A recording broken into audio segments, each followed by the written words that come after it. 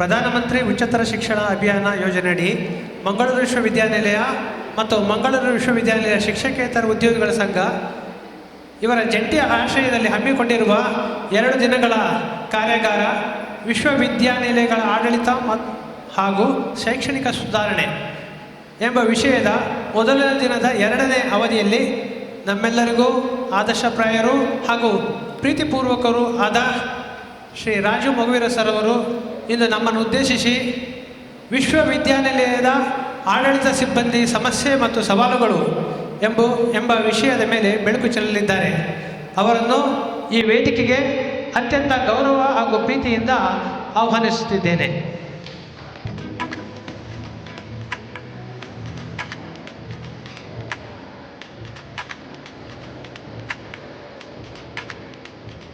ಧನ್ಯವಾದಗಳು ಸರ್. ಶ್ರೀಯುತರು ನಮಗೆ ಚಿರಪರಿಚಿತವರೇ ಆಗಿರುವುದರಿಂದ ಅವರ ಪರಿಚಯವನ್ನು ಸಂಕ್ಷಿಪ್ತವಾಗಿ ನಿಮ್ಮ ಮುಂದಿಡುತ್ತಿದ್ದೇನೆ. ದಿನಾಂಕ 7/11/1965 ಕುಂದಾಪುರ ತಾಲೂಕು ಕೋಣೆ ಗ್ರಾಮದ ಶ್ರೀ ಕೃಷ್ಣ ಮೊಗವೀರ ಮತ್ತು ಮೀನಾಕ್ಷಿ ದಂಪತಿಗಳ ದ್ವಿತೀಯ ಪುತ್ರನಾಗಿ ಜನಿಸಿದ ಇವರು ತಮ್ಮ ಪ್ರಾಥಮಿಕ ಪ್ರೌಢಶಿಕ್ಷಣ ಮತ್ತು ಪದವಿಯನ್ನು ಕುಂದಾಪುರದಲ್ಲೇ ಪೂರ್ಣಗೊಳಿಸಿ ಬಂಡಾರ್ಸ್ ಕಾಲೇಜಿನಿಂದ ಪದವಿ ಮತ್ತು ಮಂಗಳೂರು ವಿಶ್ವವಿದ್ಯಾನಿಲಯದಿಂದ MBA ಪದವಿಯನ್ನು ಪಡೆದಿದ್ದಾರೆ. ಪ್ರಜಾವಾಣಿ ಮತ್ತು ಡೆಕ್ಕನ್ ಹೆರಾಲ್ಡ್ ಪತ್ರಿಕೆಯಲ್ಲಿ ಕಾರ್ಯನಿರ್ವಾಹಕರಾಗಿ ತಮ್ಮ ವೃತ್ತಿ ಜೀವನವನ್ನು ಆರಂಭಿಸಿದ ಇವರು 1996ರಲ್ಲಿ UPSC ನಡೆಸಿದ ಅಖಿಲ ಭಾರತೀಯ ನಾಗರಿಕ ಸೇವಾ ಪರೀಕ್ಷೆಯಲ್ಲಿ 603ನೇ ರ್ಯಾಂಕ್ ಪಡೆದರೂ ಸೇವೆಗೆ ಸೇರ್ಪಡೆಗೊಳ್ಳದೆ ಅದೇ ವರ್ಷ KPSC ನಡೆಸಿದ ಕರ್ನಾಟಕ ಗೆಜೆಟೆಡ್ ಪ್ರೊಬೇಷನರ್ಸ್ ಪರೀಕ್ಷೆ ಮತ್ತು ಸಂದರ್ಶನದಲ್ಲಿ ತೇರ್ಗಡೆ ಹೊಂದಿ KS ಅಧಿಕಾರಿಯಾಗಿ ನೇಮಕಗೊಂಡಿದ್ದಾರೆ. ತಮ್ಮ ವೃತ್ತಿ ಜೀವನದಲ್ಲಿ ಮಂಗಳೂರು ಸೇರಿದಂತೆ ಹಲವೆಡೆ ತಹಶೀಲ್ದಾರರು, ಸಹಾಯಕ ಕಮಿಷನರು ಮತ್ತು ಅಪರ ಜಿಲ್ಲಾಧಿಕಾರಿ ಆಗಿ ಸೇವೆ ಸಲ್ಲಿಸಿದ್ದಾರೆ. ಹಾಗೆ ನಮ್ಮ ವಿಶ್ವವಿದ್ಯಾನಿಲಯದ ಕುಲಸಚಿವರಾಗಿಯೂ ಸೇವೆ ಸಲ್ಲಿಸಿ ಸುಮಾರು 28 ವರ್ಷ 4 ತಿಂಗಳು ಸರ್ಕಾರದಲ್ಲಿ ಸೇವೆ ಸಲ್ಲಿಸಿದ್ದಾರೆ. ಶ್ರೀ ರಾಜು ಮೊಗವೀರ ಸರ್ ಅವರು ಮಂಗಳೂರು ವಿಶ್ವವಿದ್ಯಾನಿಲಯದ ಕುಲಸಚಿವರಾಗಿ ಒಟ್ಟು 2 ಅವಧಿಯಲ್ಲಿ ಕಾರ್ಯನಿರ್ವಹಿಸಿದ್ದಾರೆ. ತಮ್ಮ ಮೊದಲನೇ ಅವಧಿಯಲ್ಲಿ ಕೋವಿಡ್-19 ಅತ್ಯಂತ ಪರಿಣಾಮಕಾರಿಯಾಗಿ ನಿರ್ವಹಿಸಿದ್ದಾರೆ. ಹಾಗೆ ತಮ್ಮ 2ನೇ ಅವಧಿಯಲ್ಲಿ ಆರ್ಥಿಕ ಸಂಕಷ್ಟದಲ್ಲಿ ಸಿಲುಕಿದ್ದ ವಿಶ್ವವಿದ್ಯಾನಿಲಯದ ಆಡಳಿತವನ್ನು ಯಶಸ್ವಿಯಾಗಿ ಮುನ್ನಡೆಸಿದರು. ವಿಶ್ವವಿದ್ಯಾನಿಲಯದಲ್ಲಿ ಹೆಚ್ಚುವರಿ ಸಿಬ್ಬಂದಿಗಳ ಕಡಿತ, ಆರ್ಥಿಕ ಮಿತವ್ಯಯದ ಉಪಕ್ರಮಗಳು, ಸಿಬ್ಬಂದಿಯ ದಕ್ಷತೆಯನ್ನು ಹೆಚ್ಚಿಸಲು ಕೆಪಾಸಿಟಿ ಬಿಲ್ಡಿಂಗ್ ಮುಂತಾದ ತರಬೇತಿ ಕಾರ್ಯಕ್ರಮಗಳು ಮತ್ತು ಆಫೀಸ್ ತಂತ್ರಜ್ಞಾನದ ಸಮರ್ಪಕ ಅನುಷ್ಠಾನದೊಂದಿಗೆ ವಿಶ್ವವಿದ್ಯಾನಿಲಯದ ಆಡಳಿತವನ್ನು ಸುಗಮಗೊಳಿಸುವುದರೊಂದಿಗೆ ವಿವಿಧ ಆರ್ಥಿಕ ಪರಿಸ್ಥಿತಿಯನ್ನು ಸುಧಾರಿಸಲು ಸಾಕಷ್ಟು ಶ್ರಮಿಸಿದ್ದಾರೆ. ತಾವು ಉತ್ತರ ಕನ್ನಡ ಜಿಲ್ಲೆಯಲ್ಲಿ ಸೇವೆ ಸಲ್ಲಿಸುತ್ತಿರುವಾಗ ಶಿರಸಿಯಲ್ಲಿ ಸರ್ಕಾರದ ನೆರವನ್ನೇ ಪಡೆಯದೆ 12 ಕೆರೆಗಳನ್ನು ಹೂಳೆತ್ತಿ ಜೀವಜಲ ಕಾರ್ಯಪಾಲೆಯನ್ನು ಸ್ಥಾಪಿಸುವ ಮೂಲಕ ಜಲ ಸಂರಕ್ಷಣೆಗೆ ಬಗ್ಗೆ ಸ್ಥಳೀಯ ಜನರಲ್ಲಿ ಜಾಗೃತಿಯನ್ನು ಮೂಡಿಸಿದ್ದಾರೆ. ವಿವಿಧೆಡೆ 200ಕ್ಕೂ ಹೆಚ್ಚು ತಮ್ಮ ಸ್ಫೂರ್ತಿದಾಯಕ ಭಾಷಣಗಳನ್ನು ನೀಡುವುದರೊಂದಿಗೆ ಅನೇಕ ಆಡಳಿತಾತ್ಮಕ ಲೇಖನಗಳನ್ನು ಸಹ ಬರೆದಿದ್ದಾರೆ. ಅವರ ವೃತ್ತಿ ಜೀವನದಲ್ಲಿ ಸದಾ ಕ್ರಿಯಾಶೀಲರಾಗಿ ಲವಲವಿಕೆಯಿಂದ ಇದ್ದು ನಮ್ಮೆಲ್ಲರಿಗೂ ಆದರ್ಶರಾಗಿದ್ದಾರೆ. ಕಳೆದ ನವೆಂಬರಲ್ಲಿ ನಮ್ಮ ವಿವಿಯಲ್ಲಿ ಇರುವಾಗಲೇ ಸರ್ಕಾರಿ ಸೇವೆಯಿಂದ ನಿವೃತ್ತಿ ಹೊಂದಿದ ಬಳಿಕ ತಮಗಿಷ್ಟವಾಗುವ ಸಾಮಾಜಿಕ ಚಟುವಟಿಕೆಯಲ್ಲಿ ತೊಡಗಿಸಿಕೊಂಡು ಆಸಕ್ತರಿಗೆ ಮಾರ್ಗದರ್ಶನ ನೀಡುತ್ತಿದ್ದಾರೆ.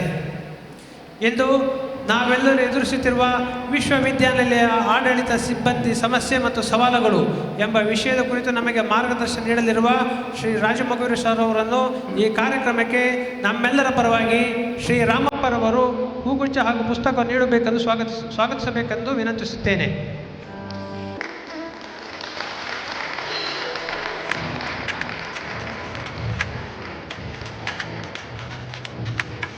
ಧನ್ಯವಾದಗಳು ರಾಮಪ್ಪ ಅವರೇ. ಮುಂದಿನ ಅವಧಿಯನ್ನು ನಡೆಸಿಕೊಡಬೇಕೆಂದು ಸರಲ್ಲಿ ವಿನಂತಿಸುತ್ತಾ ಅವಕಾಶಕ್ಕಾಗಿ ಧನ್ಯವಾದಗಳನ್ನು ಅರ್ಪಿಸುತ್ತೇನೆ. ಎಲ್ರಿಗೂ ನಮಸ್ಕಾರ. ಕೇಳ್ತಾ ಇದೆಯಾ? ನಿದ್ದೆ ಬರ್ತಾ ಇದೆಯಾ? ಒಳ್ಳೆ ಊಟ ಕೊಡಿಸಿದ್ದಾರೆ, ಹಾಗಾಗಿ ನಿದ್ದೆ ಬಂದರೆ ಕ್ಷಮೆ ಇದೆ, ಬಟ್ ನಿದ್ದೆ ಬರಬಾರ್ದು ಅಂತ ನನ್ನ ನಿರೀಕ್ಷೆ. ಪೊಲೀಸ್ ಇಲಾಖೆ ಯಾರಾದರೂ ಇದ್ದೀರಾ? ಯಾರಿಲ್ಲ. ಪೊಲೀಸ್ ಇಲಾಖೆಯಲ್ಲಿ ಒಂದು ಗೈಡ್ಲೈನ್ಸ್ ಇದೆ. ಗೈಡ್ಲೈನ್ಸ್ ಅಂದರೆ ಅದು ರಿಟರ್ನ್ ಗೈಡ್ಲೈನ್ಸ್ ಅಂತೇಳಿ ಅಲ್ಲ, ಒಂದು ಅಂದಾಜು ಮೇಲೆ ಈ ತುಂಬ ಕ್ರೌಡ್ಸ್ ಇರ್ತದೆ, ಯಾವುದೋ ಒಂದು ಧರಣಿ ಸಂದರ್ಭದಲ್ಲಿ, ಪ್ರತಿಭಟನೆ ಸಂದರ್ಭದಲ್ಲಿ ಇದ್ದಕ್ಕಿದ್ದಾಗೆ ತುಂಬ ಕ್ರೌಡ್ಸ್ ಇರ್ತದೆ. ಕಂಟ್ರೋಲ್ ಮಾಡೋದು ಹೇಗೆ, ಶಾಂತಿ ಸುವ್ಯವಸ್ಥೆ ಕಾಪಾಡೋದು ಹೇಗೆ ಅಂತ ಕೇಳಿದಾಗ 1,000 ಜನ ಇದ್ದಕ್ಕಿದ್ದಾಗೆ ಸೇರಿದರು. ಸೊ ಅವರು 1,000 ಜನರನ್ನು ನಿಭಾಯಿಸಬೇಕಾದ್ರೆ ಸಾಧಾರಣವಾಗಿ ಎಷ್ಟು ಪೊಲೀಸರು ಬೇಕು ಅನ್ನುವಂಥದ್ದು ಇದೊಂದು ಅಂದಾಜು ಒಂದು ಇಲಾಖೆಯಲ್ಲಿ.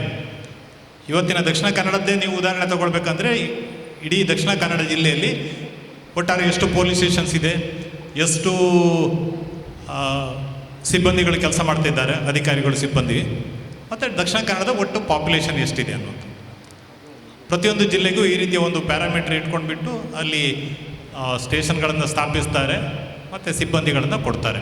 ಯಾಕಂದರೆ ಒಟ್ಟಾರೆ ಕಾನೂನು ಸುವ್ಯವಸ್ಥೆ ಕಾಪಾಡುವಾಗ ನಮಗೆ ಎಷ್ಟು ಜನ ಅಲ್ಲಿದ್ದಾರೆ ಅಷ್ಟು ಜನರಿಗೂ ಸರಿಯಾಗಿ ಒಬ್ಬೊಬ್ಬರು ಪೊಲೀಸ್ ಕಾನ್ಸ್ಟೇಬಲ್ನ ಕೊಡಲಿಕ್ಕೆ ಸಾಧ್ಯ ಇಲ್ಲ. ಯಾಕಂದರೆ ವ್ಯವಸ್ಥೆ ನಡೆಯುವುದು ಕಾನೂನು ಮತ್ತು ಸುವ್ಯವಸ್ಥೆಗಳ ಆಧಾರದಲ್ಲಿ. ನಿಮ್ಮೆಲ್ಲರಿಗೂ ಅದ್ರ ಮೇಲೆ ನಂಬಿಕೆ ಇರ್ತದೆ, ಅದರ ಪ್ರಕಾರನೇ ನಾವು ಮಾಡ್ಕೊಂಡು ಹೋಗುವಂಥದ್ದು. ಆದರೂ ಕೆಲವೊಮ್ಮೆ ಪರಿಸ್ಥಿತಿ ಕೈ ಮೀರಿ ಏನೋ ಒಂದು ಗಲಭೆ ಸಂಭವಿಸುವ ಒಂದು ಸಂದರ್ಭ ಇದೆ ಅಂತೇಳಿ ಆದಾಗ ನಾವು ಎಷ್ಟು ಜನ ಪೊಲೀಸ್ ಸಿಬ್ಬಂದಿಗಳನ್ನು ಅಲ್ಲಿ ನಿಯೋಜಿಸಬೇಕು ಅನ್ನೋಂಥ ಬಗ್ಗೆ ಒಂದು ಮಾನದಂಡ ಇರ್ತದೆ. ಒಂದು ಜನರಲ್ ಪ್ಯಾರಾಮೀಟರ್ ಪ್ರಕಾರ ಸಾಮಾನ್ಯವಾಗಿ ಒಂದು 100 ಜನರಿಗೆ ಒಬ್ಬ ಪೊಲೀಸ್ ಕಾನ್ಸ್ಟೇಬಲ್ ಇರಬೇಕು ಅನ್ನುವಂಥದ್ದು ಸಾಮಾನ್ಯವಾಗಿ. ಅದೇನು ಹಾರ್ಡ್ ಆ್ಯಂಡ್ ಫಾಸ್ಟ್ ರೂಲ್ ಅಲ್ಲ ಅಥವಾ ಹೀಗೆ ಇರುತ್ತೆ ಅಂತ ಹೇಳುವಂಥದ್ದು. ಸಾಮಾನ್ಯವಾಗಿ ಒಂದು 100 ಜನ ಸೇರಿದಾಗ ಒಬ್ಬ ಕಾನ್ಸ್ಟೇಬಲು ಒಂದು ಕ್ರೌಡನ್ನು ಕಂಟ್ರೋಲ್ ಮಾಡ್ಬೋದು ಅನ್ನೋದು. ಬಟ್ ಈಗ ಇತ್ತೀಚೆಗೆ ಸಾಕಷ್ಟು ಸೆನ್ಸಿಟಿವ್ ಇಶ್ಯೂಸ್ಗಳು ಬರ್ತಾ ಇರೋದ್ರಿಂದ ಸಂಖ್ಯೆ ಸ್ವಲ್ಪ ಜಾಸ್ತಿ ಆಗ್ತದೆ. ನಾನು ಈ ಉದಾಹರಣೆ ಯಾಕೆ ಕೊಡ್ತಾ ಇದ್ದೀನಿ ಅಂತ ಹೇಳಿದರೆ, ಕರ್ನಾಟಕದ ಜನಸಂಖ್ಯೆ ಎಷ್ಟಿರ್ಬೋದು ಈಗ ಒಂದು ಅಂದಾಜು ರಫ್ಲಿ 6.5. ಸೆನ್ಸಸ್ ರಿಪೋರ್ಟ್ ಇನ್ನೂ ಪೂರ್ತಿ ಬಂದಿಲ್ಲ. 6.5 ಇಂದ 7 ಕೋಟಿ ಅಂತ ಸಾಮಾನ್ಯವಾಗಿ ಹೇಳ್ಬೋದು ಅಂದಾಜು ಪರ್ಸೆಂಟೇಜ್ ತೊಗೊಂಡಾಗ. ಆಯಿತು, ನಿಮ್ಮ ಪ್ರಕಾರನೇ 6.5 ಕೋಟಿ ಅಂತ ಇಟ್ಕೊಳ್ಳೋಣ. ಕರ್ನಾಟಕದಲ್ಲಿ ಎಷ್ಟು ಜನ ಸರ್ಕಾರಿ ಸಿಬ್ಬಂದಿಗಳಿದ್ದಾರೆ? ನಾವು ನೀವು ಎಲ್ಲ ಸೇರಿ, ಅಂದರೆ ಕಾಯಂ ಆಮೇಲೆ ಔಟ್ಸೋರ್ಸ್ಡ್ ಎಲ್ಲ ಸೇರಿದರೆ ಒಂದು ಸಾಮಾನ್ಯವಾಗಿ ಒಂದು ಅಂದಾಜು ಸುಮ್ಮನೆ ಹೇಳಿ. ನಿಮ್ಮ ನೌಕರರ ಸಂಘದ ಸ್ಟ್ಯಾಟಿಸ್ಟಿಕ್ಸ್ ಪ್ರಕಾರನೇ ಸಮಥಿಂಗ್ ಅರೌಂಡ್ ಒಂದು 6.5 ಲಕ್ಷ, 6.5 ಇಂದ 6.75 ಲಕ್ಷ ಹುದ್ದೆಗಳು. ಅದು ಪೂರ್ತಿ ಭರ್ತಿ ಇಲ್ಲ, ಸುಮಾರು ಒಂದು 5-5.5 ಲಕ್ಷ ಹುದ್ದೆಗಳು ಭರ್ತಿ ಇದೆ, ಉಳಿದದ್ದು ಖಾಲಿ ಇದೆ. ಆದರೆ ಸಾಮಾನ್ಯವಾಗಿ ಎಲ್ಲಿ ಖಾಲಿ ಇದೆ ಅಲ್ಲಿ ಔಟ್ಸೋರ್ಸ್ಡ್ ಅಥವಾ ತಾತ್ಕಾಲಿಕ ನೆಲೆಯಲ್ಲಿ ಭರ್ತಿ ಮಾಡ್ಕೊಂಡಿರ್ತಾರೆ, ಇದು ಮಾಡ್ತಾರೆ. ನಾನು ಈ ಉದಾಹರಣೆ ಯಾಕೆ ಹೇಳ್ತೇನೆ ಅಂತ ಹೇಳಿದರೆ, ಅಂದಾಜು 6.5 ಕೋಟಿ ಜನಸಂಖ್ಯೆ ಇದ್ದರೆ ಅಂದಾಜು ಸರ್ಕಾರಿಗಳ ಸಿಬ್ಬಂದಿಗಳ ಸಂಖ್ಯೆ 6.5 ಲಕ್ಷ ಅಂತ ನೀವು ತಗೊಂಡ್ರೆ, ಕರ್ನಾಟಕದ ಪಾಪ್ಯುಲೇಷನ್ ಪ್ರತಿ 100 ಜನರಿಗೆ ಒಬ್ಬ ಸರ್ಕಾರಿ ಸಿಬ್ಬಂದಿ ಇದ್ದಾಗೆ ಆಯಿತು. ಸರಿಯಾ ಮ್ಯಾಥಮೆಟಿಕ್ಸು? ಸೊ 6.5 ಲಕ್ಷ ಎಂಪ್ಲಾಯೀಸ್ ಇದ್ದಾರೆ, 6.5 ಕೋಟಿ ಜನ ಇದ್ದಾರೆ ಅಂದರೆ ಪ್ರತಿ 100 ಜನರಿಗೆ ಒಬ್ಬ ಸಿಬ್ಬಂದಿ ಇದ್ದಾರಂತ. ಜಸ್ಟ್ ನಾನು ಸುಮ್ಮನೆ ಲೆಕ್ಕಾಚಾರಕ್ಕೆ ಹೇಳೋದು. ಅದು ಹೇಗೆ ಏಕೆ ಅಂತ ಮತ್ತೆ ಲಾಜಿಕ್ ನೀವು ತುಂಬ ಅಪ್ಲೈ ಮಾಡಲಿಕ್ಕೆ ಹೋದರೆ ಅದಕ್ಕೆ ಅರ್ಥ ಬರೋದಿಲ್ಲ. ಯಾಕೆ ಈ ಉದಾಹರಣೆ ಕೊಡ್ತಾ ಇದ್ದೇನೆ ಅಂತ ಹೇಳಿದರೆ, ನಮ್ಮ ಒಬ್ಬ ಸಿಬ್ಬಂದಿಯೂ ಸಹ ಮೋರ್ ಆರ್ ಲೆಸ್ ಒಂದು 100 ಮಂದಿ ಜನರಿಗೆ ಸೇವೆ ಒದಗಿಸ್ತಾರೆ ಅಂತ ನಾವು ಬ್ರಾಡ್ಲಿ ಹೇಳ್ಬೋದು ಒಟ್ಟಾರೆ ಸ್ಟ್ಯಾಟಿಸ್ಟಿಕ್ಸ್ ತಗೊಂಡಾಗ. ಅಥವಾ ಇನ್ನೊಂದು ರೀತಿಯಿಂದ ನೋಡಿದರೆ, ನಾನೊಬ್ಬ ಎಂಪ್ಲಾಯಿ ಆಗಿ, ಸಿಬ್ಬಂದಿಯಾಗಿ, ಸೇವಾ ಸಿಬ್ಬಂದಿಯಾಗಿ ನನ್ನ ಒಬ್ಬನ ವರ್ತನೆಯನ್ನು ಅಂದಾಜು 100 ಮಂದಿ ನೋಡ್ತಾರೆ. Or I represent at least 100 people of Karnataka ಅನ್ನುವಂಥದ್ದು. ಈ ಉದಾಹರಣೆ ನನಗೆ ಯಾಕೆ ನಿಮಗೆ ಒಂದು ಜನರಲ್ ಎಕ್ಸಾಂಪಲ್ ಕೊಟ್ಟು ನಾನು ಯಾಕೆ ಹೇಳಿದ್ದೆ ಅಂತ ಹೇಳಿದರೆ, ಸರ್ಕಾರಿ ಕಚೇರಿಗಳಲ್ಲಿ ಕೆಲಸ ಮಾಡುವ ನಾವು ಅಲ್ಲಿ ಮತ್ತೆ ನಾನು ಕಾಯಂ ಮತ್ತು ಕಾಯಂ ಅಲ್ಲದ ಅನ್ನುವಂಥ ಭೇದ ಭಾವ ಮಾಡೋದಿಲ್ಲ. ಎಲ್ಲರೂ ಸಹ ಮಂಗಳೂರು ವಿಶ್ವವಿದ್ಯಾನಿಲಯಕ್ಕೆ ಬರುವ ನೀವು ತಾತ್ಕಾಲಿಕ ಇರಲಿ, ಔಟ್ಸೋರ್ಸ್ಡ್ ಇರಲಿ, ರೆಗ್ಯುಲರ್ ಇರಲಿ, ಹೊರ ಜಗತ್ತಿನ ದೃಷ್ಟಿಯಲ್ಲಿ, ಹೊರ ಪ್ರಪಂಚದ ದೃಷ್ಟಿಯಲ್ಲಿ ನೀವೆಲ್ಲರೂ ಸಹ ಮಂಗಳೂರು ವಿಶ್ವವಿದ್ಯಾನಿಲಯದ ಉದ್ಯೋಗಿಗಳು. ಅವರಿಗೆ ನಮ್ಮ ಒಳಗಿನ ಕಾಯಂ ಅಲ್ಲ ಈ ವ್ಯತ್ಯಾಸಗಳೆಲ್ಲ ಗೊತ್ತಿರೋದಿಲ್ಲ. ಹಾಗಾಗಿ ಒಬ್ಬ ಸಾರ್ವಜನಿಕರು ಅವರ ಮಗ ಅಥವಾ ಮಗಳಿಗೆ ಸಂಬಂಧಪಟ್ಟ ಯಾವುದೋ ಒಂದು ಕೆಲಸಕ್ಕೆ ನಮ್ಮಲ್ಲಿ ಬಂದಾಗ, ನಮ್ಮ ಹೆಲ್ಪ್ ಡೆಸ್ಕ್ ಇರ್ಬೋದು, ನಮ್ಮ ಕಚೇರಿಯ ಬೇರೆ ಬೇರೆ ಸೆಕ್ಷನ್ಗಳಿರ್ಬೋದು ಬಂದಾಗ ನಾವು ಹೇಗೆ ಅವ್ರ ಜೊತೆಗೆ ಮಾತಾಡ್ತೀವಿ, ಪ್ರತಿಕ್ರಿಯೆ ತೋರಿಸ್ತೀವಿ, ರೆಸ್ಪಾಂಡ್ ಮಾಡ್ತೀವಿ ಅನ್ನುವ ಆಧಾರದ ಮೇಲೆ ಮಂಗಳೂರು ವಿಶ್ವವಿದ್ಯಾನಿಲಯದ ಒಂದು ಇಮೇಜ್ ಸಮಾಜದಲ್ಲಿ ಬಿಲ್ಡ್ ಆಗ್ತದೆ. Hope you understand. ಅಲ್ಟಿಮೇಟ್ಲಿ ನಾವು ಯಾವುದೇ ಒಂದು ಕಚೇರಿ ಬಗ್ಗೆ ಅಥವಾ ಯಾವುದೇ ಒಂದು ಊರಿನ ಬಗ್ಗೆ, ನೀವು ಒಂದು ಊರಿಗೆ ಯಾವುದೋ ಒಂದು ಊರಿಗೆ ಗುರುತಿಲ್ಲದ ಊರಿಗೆ ಒಂದು ಪ್ರವಾಸ ಹೋಗಿರ್ತೀರಿ. ಅಲ್ಲಿ ಬೇರೆ ಬೇರೆ ಸಂದರ್ಭದಲ್ಲಿ ನಿಮಗೆ ಕೆಲವು ವ್ಯಕ್ತಿಗಳ ಒಡನಾಟ ಆಗ್ತದೆ. ಅದು ಆಟೋ ಡ್ರೈವರಿಂದ ಹಿಡಿದು ಹೋಟೆಲ್ ಎಂಪ್ಲಾಯಿವರೆಗೆ ಬೇರೆ ಬೇರೆ ಜನರದ್ದು. ಆ ಜನರ ವರ್ತನೆ ಹೇಗಿದೆ ಅನ್ನೋದ್ರ ಮೇಲೆ ನಾವು ಸಾಮಾನ್ಯವಾಗಿ ಆ ಊರಿನ ಜನಗಳು ದೇ ಆರ್ ಗುಡ್ ಅಥವಾ they are not so good ಅನ್ನುವಂಥ ಒಂದು ಜನರಲ್ ಅಭಿಪ್ರಾಯಕ್ಕೆ ನಾವು ಬರ್ತೀವಿ. ಇದು ಸರಿ ತಪ್ಪು ಅಂತ ಹೇಳುವಂಥದ್ದು ಅಂತೇಳಿ ಅಲ್ಲ, ಬಟ್ ಜನರಾಗಿ ಸಾಮಾನ್ಯವಾಗಿ ನಾವು ಹ್ಯೂಮನ್ ಬೀಯಿಂಗ್ಸ್ ಥಿಂಕ್ ಮಾಡುವ ದಾಟಿ ಅದೇ ರೀತಿ ಇರ್ತದೆ. ಅದೇ ರೀತಿ ಸರ್ಕಾರಿ ಕಚೇರಿಗೆ ಯಾರೋ ಒಬ್ಬರು ಸಾರ್ವಜನಿಕರು ಬಂದಾಗ ಅವರು ನಮ್ಮನ್ನು ಹೇಗೆ ನೋಡ್ತಾರೆ ಅಥವಾ ನಮ್ಮ ಬಗ್ಗೆ ಏನು ಅಭಿಪ್ರಾಯ ಇಟ್ಕೊಳ್ತಾರೆ ಅನ್ನುವಂಥದ್ದು ಅವರಿಲ್ಲಿ ಬಂದಾಗ ಅವರಿಗೆ ಯಾವ ರೀತಿಯ ಅನುಭವ ಆಗಿದೆ ಆ ಅನುಭವದ ಆಧಾರದ ಮೇಲೆ ಅದು ನಿರ್ಧಾರ ಆಗ್ತದೆ. ಸೊ ಹೀಗೆ ಸಾಕಷ್ಟು ಜನ ಬಂದು ಹೋದವರು ತಮ್ಮ ಅಭಿಪ್ರಾಯ ಹೇಳ್ತಾ ಇದ್ದಾಗೆ ಒಂದು ಸಂಘದ ಬಗ್ಗೆ, ಒಂದು ಸಂಘಟನೆಯ ಬಗ್ಗೆ, ಒಂದು ಕಚೇರಿಯ ಬಗ್ಗೆ ಒಂದು ಸಮಸ್ಯೆ ರೂಪುಗೊಳ್ತಾ ಹೋಗ್ತದೆ. ಸೊ ಈ ಪಾಯಿಂಟನ್ನ ಯಾಕೆ ಮತ್ತೆ ಪುನಃ ಒತ್ತಿ ಹೇಳ್ತಾ ಇದ್ದೀನಿ ಅಂತ ಹೇಳಿದರೆ, ನಾವು ಇವತ್ತು ಕೆಲಸ ಮಾಡ್ತಿರುವಂಥದ್ದು ಮಂಗಳೂರು ವಿಶ್ವವಿದ್ಯಾನಿಲಯದಲ್ಲಿ. ನಾವಿಲ್ಲಿ ಮಾಡುವ ಪ್ರತಿಯೊಂದು ಕೆಲಸಗಳು ಅಥವಾ ನಾವಿಲ್ಲಿ ಮಾಡದೇ ಇರುವಂಥದ್ದು ಮಾಡಬೇಕಾಗಿದ್ದು ಮಾಡದೇ ಇರುವಂಥ ಕೆಲಸಗಳು ಇವು ಹೇಗೆ ಸಮಾಜದಲ್ಲಿ ಚರ್ಚೆ ಆಗ್ತವೆ ಮತ್ತು ಸಮಾಜ ಅದನ್ನು ಹೇಗೆ ನೋಡ್ತದೆ ಅನ್ನೋದರ ಆಧಾರದ ಮೇಲೆ ಮಂಗಳೂರು ವಿಶ್ವವಿದ್ಯಾನಿಲಯದ ಒಟ್ಟು ಇಮೇಜ್, ಇಟ್ಸ್ ವೆರಿ ಕಾಲ್ಪನಿಕ ಇಮೇಜ್ ಅನ್ನೋದು ಒಂದು ಕಾಲ್ಪನಿಕ ಚಿತ್ರ. ಆ ಕಾಲ್ಪನಿಕ ಚಿತ್ರ ಇಮೇಜ್ ಬಿಲ್ಡಪ್ ಆಗ್ತಾ ಹೋಗ್ತದೆ. Over a period of time ಅದು ಸತ್ಯ ಅಂತ ಜನ ನಂಬುವಷ್ಟರ ಮಟ್ಟಿಗೆ ಅದು ಜನಜನಿತ ಆಗ್ತದೆ. ಸೊ ಇದನ್ನು ನಾವು ಸರ್ಕಾರಿ ಉದ್ಯೋಗಗಳಾಗಿ ನಾವು ನಮ್ಮ ಕೆಲಸಗಳನ್ನು ಮಾಡುವಾಗ ಇದು ನಾವು ಸದಾಕಾಲ ನಮ್ಮಲ್ಲಿ ಈ ಪ್ರಜ್ಞೆ ಜಾಗೃತ ಆಗಿರಬೇಕು ಅನ್ನುವಂಥದ್ದು ನನ್ನ ಆಶಯ. ಆ ಹಿನ್ನೆಲೆಯಲ್ಲಿ ನಾವಿವತ್ತು ಮಂಗಳೂರು ವಿಶ್ವವಿದ್ಯಾಲಯದ ಆಡಳಿತ ಸಿಬ್ಬಂದಿ ಸಮಸ್ಯೆಗಳು ಮತ್ತು ಸವಾಲುಗಳು, ಭಾಳ ಇಂಟ್ರೆಸ್ಟಿಂಗ್ ಟಾಪಿಕನ್ನು ಚಂದ್ರಶೇಖರ್ ಅವರು ಕೊಟ್ಟರು. ಇದರಲ್ಲಿ ಇಲ್ಲಿ ಮುಖ್ಯವಾಗಿ ಚಂದ್ರಶೇಖರ್ ಅವರು ಕೊಟ್ಟಿರುವಂಥದ್ದು ಸಿಬ್ಬಂದಿ ಸಮಸ್ಯೆ ಮತ್ತು ಆಡಳಿತ ಅನ್ನುವಂಥದ್ದು. ಆದರೆ ಸಿಬ್ಬಂದಿಗಳಲ್ಲದೆ ಆಡಳಿತ ಇಲ್ಲ ಅಥವಾ ಆಡಳಿತಕ್ಕೆ ಸಿಬ್ಬಂದಿಗಳು ಬೇಕು. ಸೊ ಈ ಹಿನ್ನೆಲೆಯಿಂದ ನಾವು ಥಿಂಕ್ ಮಾಡಿದಾಗ ಆಡಳಿತ ಹೇಗೆ ಸಾಗ್ತಾ ಇದೆ, ಅದರಲ್ಲಿ ಸಮಸ್ಯೆಗಳು ಇದ್ದರೆ ಸ್ವಾಭಾವಿಕವಾಗಿ ಇರ್ತವೆ. ಅದರಲ್ಲಿ ಸಿಬ್ಬಂದಿಗಳ ಪಾತ್ರ ಏನು, ಅಥವಾ ಸಿಬ್ಬಂದಿಗಳೇ ಸಮಸ್ಯೆಗಳನ್ನು ಕ್ರಿಯೇಟ್ ಮಾಡಿದರೆ ಆಡಳಿತ ಏನಾಗ್ತದೆ, ಅಥವಾ ಹೊರಗಡೆ ಬಾಹ್ಯ ಕಾರಣಗಳಿಗಾಗಿ ಆಡಳಿತದ ಮೇಲೆ ಏನು ಪರಿಣಾಮ ಆಗ್ತಾ ಇದೆ, ಅಂಥ ಸಂದರ್ಭದಲ್ಲಿ ಸಿಬ್ಬಂದಿಗಳು ಯಾವ ರೀತಿ ಎದ್ದು ನಿಲ್ತಾರೆ, ಸಿಬ್ಬಂದಿಗಳು ಹೇಗೆ ಅದನ್ನು ಗ್ರಹಿಸಿ ಅದಕ್ಕೊಂದು ಪರಿಹಾರ ಕಂಡುಕೊಳ್ಳುವ ಮೂಲಕ ಒಟ್ಟು ವ್ಯವಸ್ಥೆಯ ಒಳಿತಿಗೆ ಆಶಯಕ್ಕೆ ಅನುಸಾರವಾಗಿ ಕೆಲಸ ಮಾಡ್ತಾರೆ ಅನ್ನುವಂಥದ್ದು. ಸೊ ಈ ಹಿನ್ನೆಲೆಯಿಂದ ನಾವಿವತ್ತು ಈ ಒಂದು ಸಿಬ್ಬಂದಿ ಸಮಸ್ಯೆ ಮತ್ತು ಸವಾಲುಗಳನ್ನು ನಾವು ಗಮನಿಸಬೇಕಾಗಿದೆ. ನಾನು ಬಹುಶಃ ಹಿಂದೆ ನಾನು ಮಾತಾಡುವಾಗ ಯೂನಿವರ್ಸಿಟಿಯಲ್ಲಿ ಮಾತಾಡುವಾಗ ನಾನು ಹೇಳಿದ್ದೆ ಅನಿಸುತ್ತೆ, ಒಂದು ಕೋಟನ್ನು ನಾನು ಆವಾಗವಾಗ ಸರ್ಕಾರಿ ವ್ಯವಸ್ಥೆಗಳ ಬಗ್ಗೆ ಮಾತಾಡುವಾಗ ನಾನು ಹೇಳ್ತಾ ಇರ್ತೀನಿ. ಹೆನ್ರಿ ಕ್ಲೇ ಅನ್ನೋ ಒಬ್ಬ political scientist from United States ಅವರು ಒಂದು ಮಾತು ಹೇಳ್ತಾರೆ, government is A trust and officers of the government or trustees.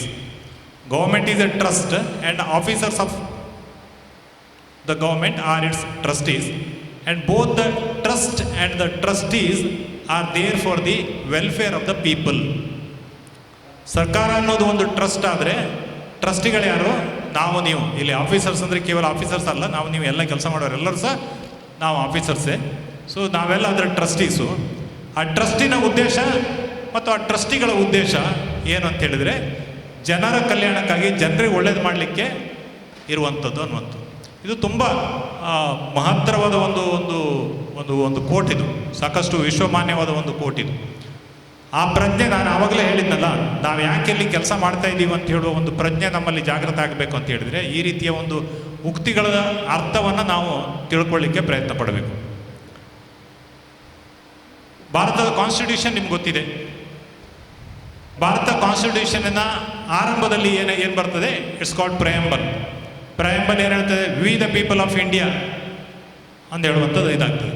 ಅಂದರೆ ಇಡೀ ಕಾನ್ಸ್ಟಿಟ್ಯೂಷನ್ನಿನ ಸಾರಾಂಶಗಳೇನಿದೆ ಆ ಸಾರಾಂಶವನ್ನು ಆ ಪ್ರಯಾಂಬಲ್ ಏನಿದೆ, ಪ್ರಯಾಂಬಲ್ ಆರಂಭದಲ್ಲಿ ಹೇಳ್ತದೆ. ಇಡೀ ಕಾನ್ಸ್ಟಿಟ್ಯೂಷನ್ನ ಆಶಯ ಯಾವ ಲೆಕ್ಕದಲ್ಲಿರ್ತದೆ, we the people of India, ಭಾರತದ ಪ್ರಜೆಗಳಾದ ನಾವು ಈ ದೇಶವನ್ನು ಒಂದು ಸಾರ್ವತಂತ್ರ, ಸ್ವತಂತ್ರ, ಸಮಾಜವಾದಿ, ಜಾತ್ಯತೀತ ದೇಶವನ್ನಾಗಿ ರಚಿಸಬೇಕೆಂದು ಈ ದಿನಾಂಕ ನಾವು ತೀರ್ಮಾನ ತಗೊಂಡಿದ್ದೇವೆ ಅನ್ನೋ ಒಂದು ಆಶಯ ಏನಿದೆ, ಆ ಕೋರ್ ಐಡಿಯಾ ಏನಿದೆ ಅದು ಆ ಆಶಯದಲ್ಲಿ ಬರ್ತದೆ.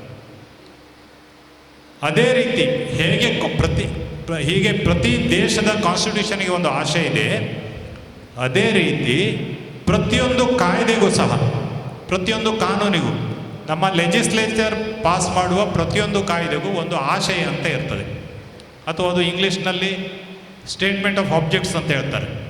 ಈ ಸ್ಟೇಟ್ಮೆಂಟ್ ಆಫ್ ಆಬ್ಜೆಕ್ಟ್, ಯಾವುದೇ ಒಂದು ಕಾಯ್ದೆ ಪಾಸ್ ಮಾಡಬೇಕಾದ್ರೆ ಆ ಕಾಯ್ದೆಯನ್ನು ನಾವು ಯಾಕೆ ಪಾಸ್ ಮಾಡ್ತೀವಿ, ಏನು ಉದ್ದೇಶ ಏನದ್ರದ್ದು.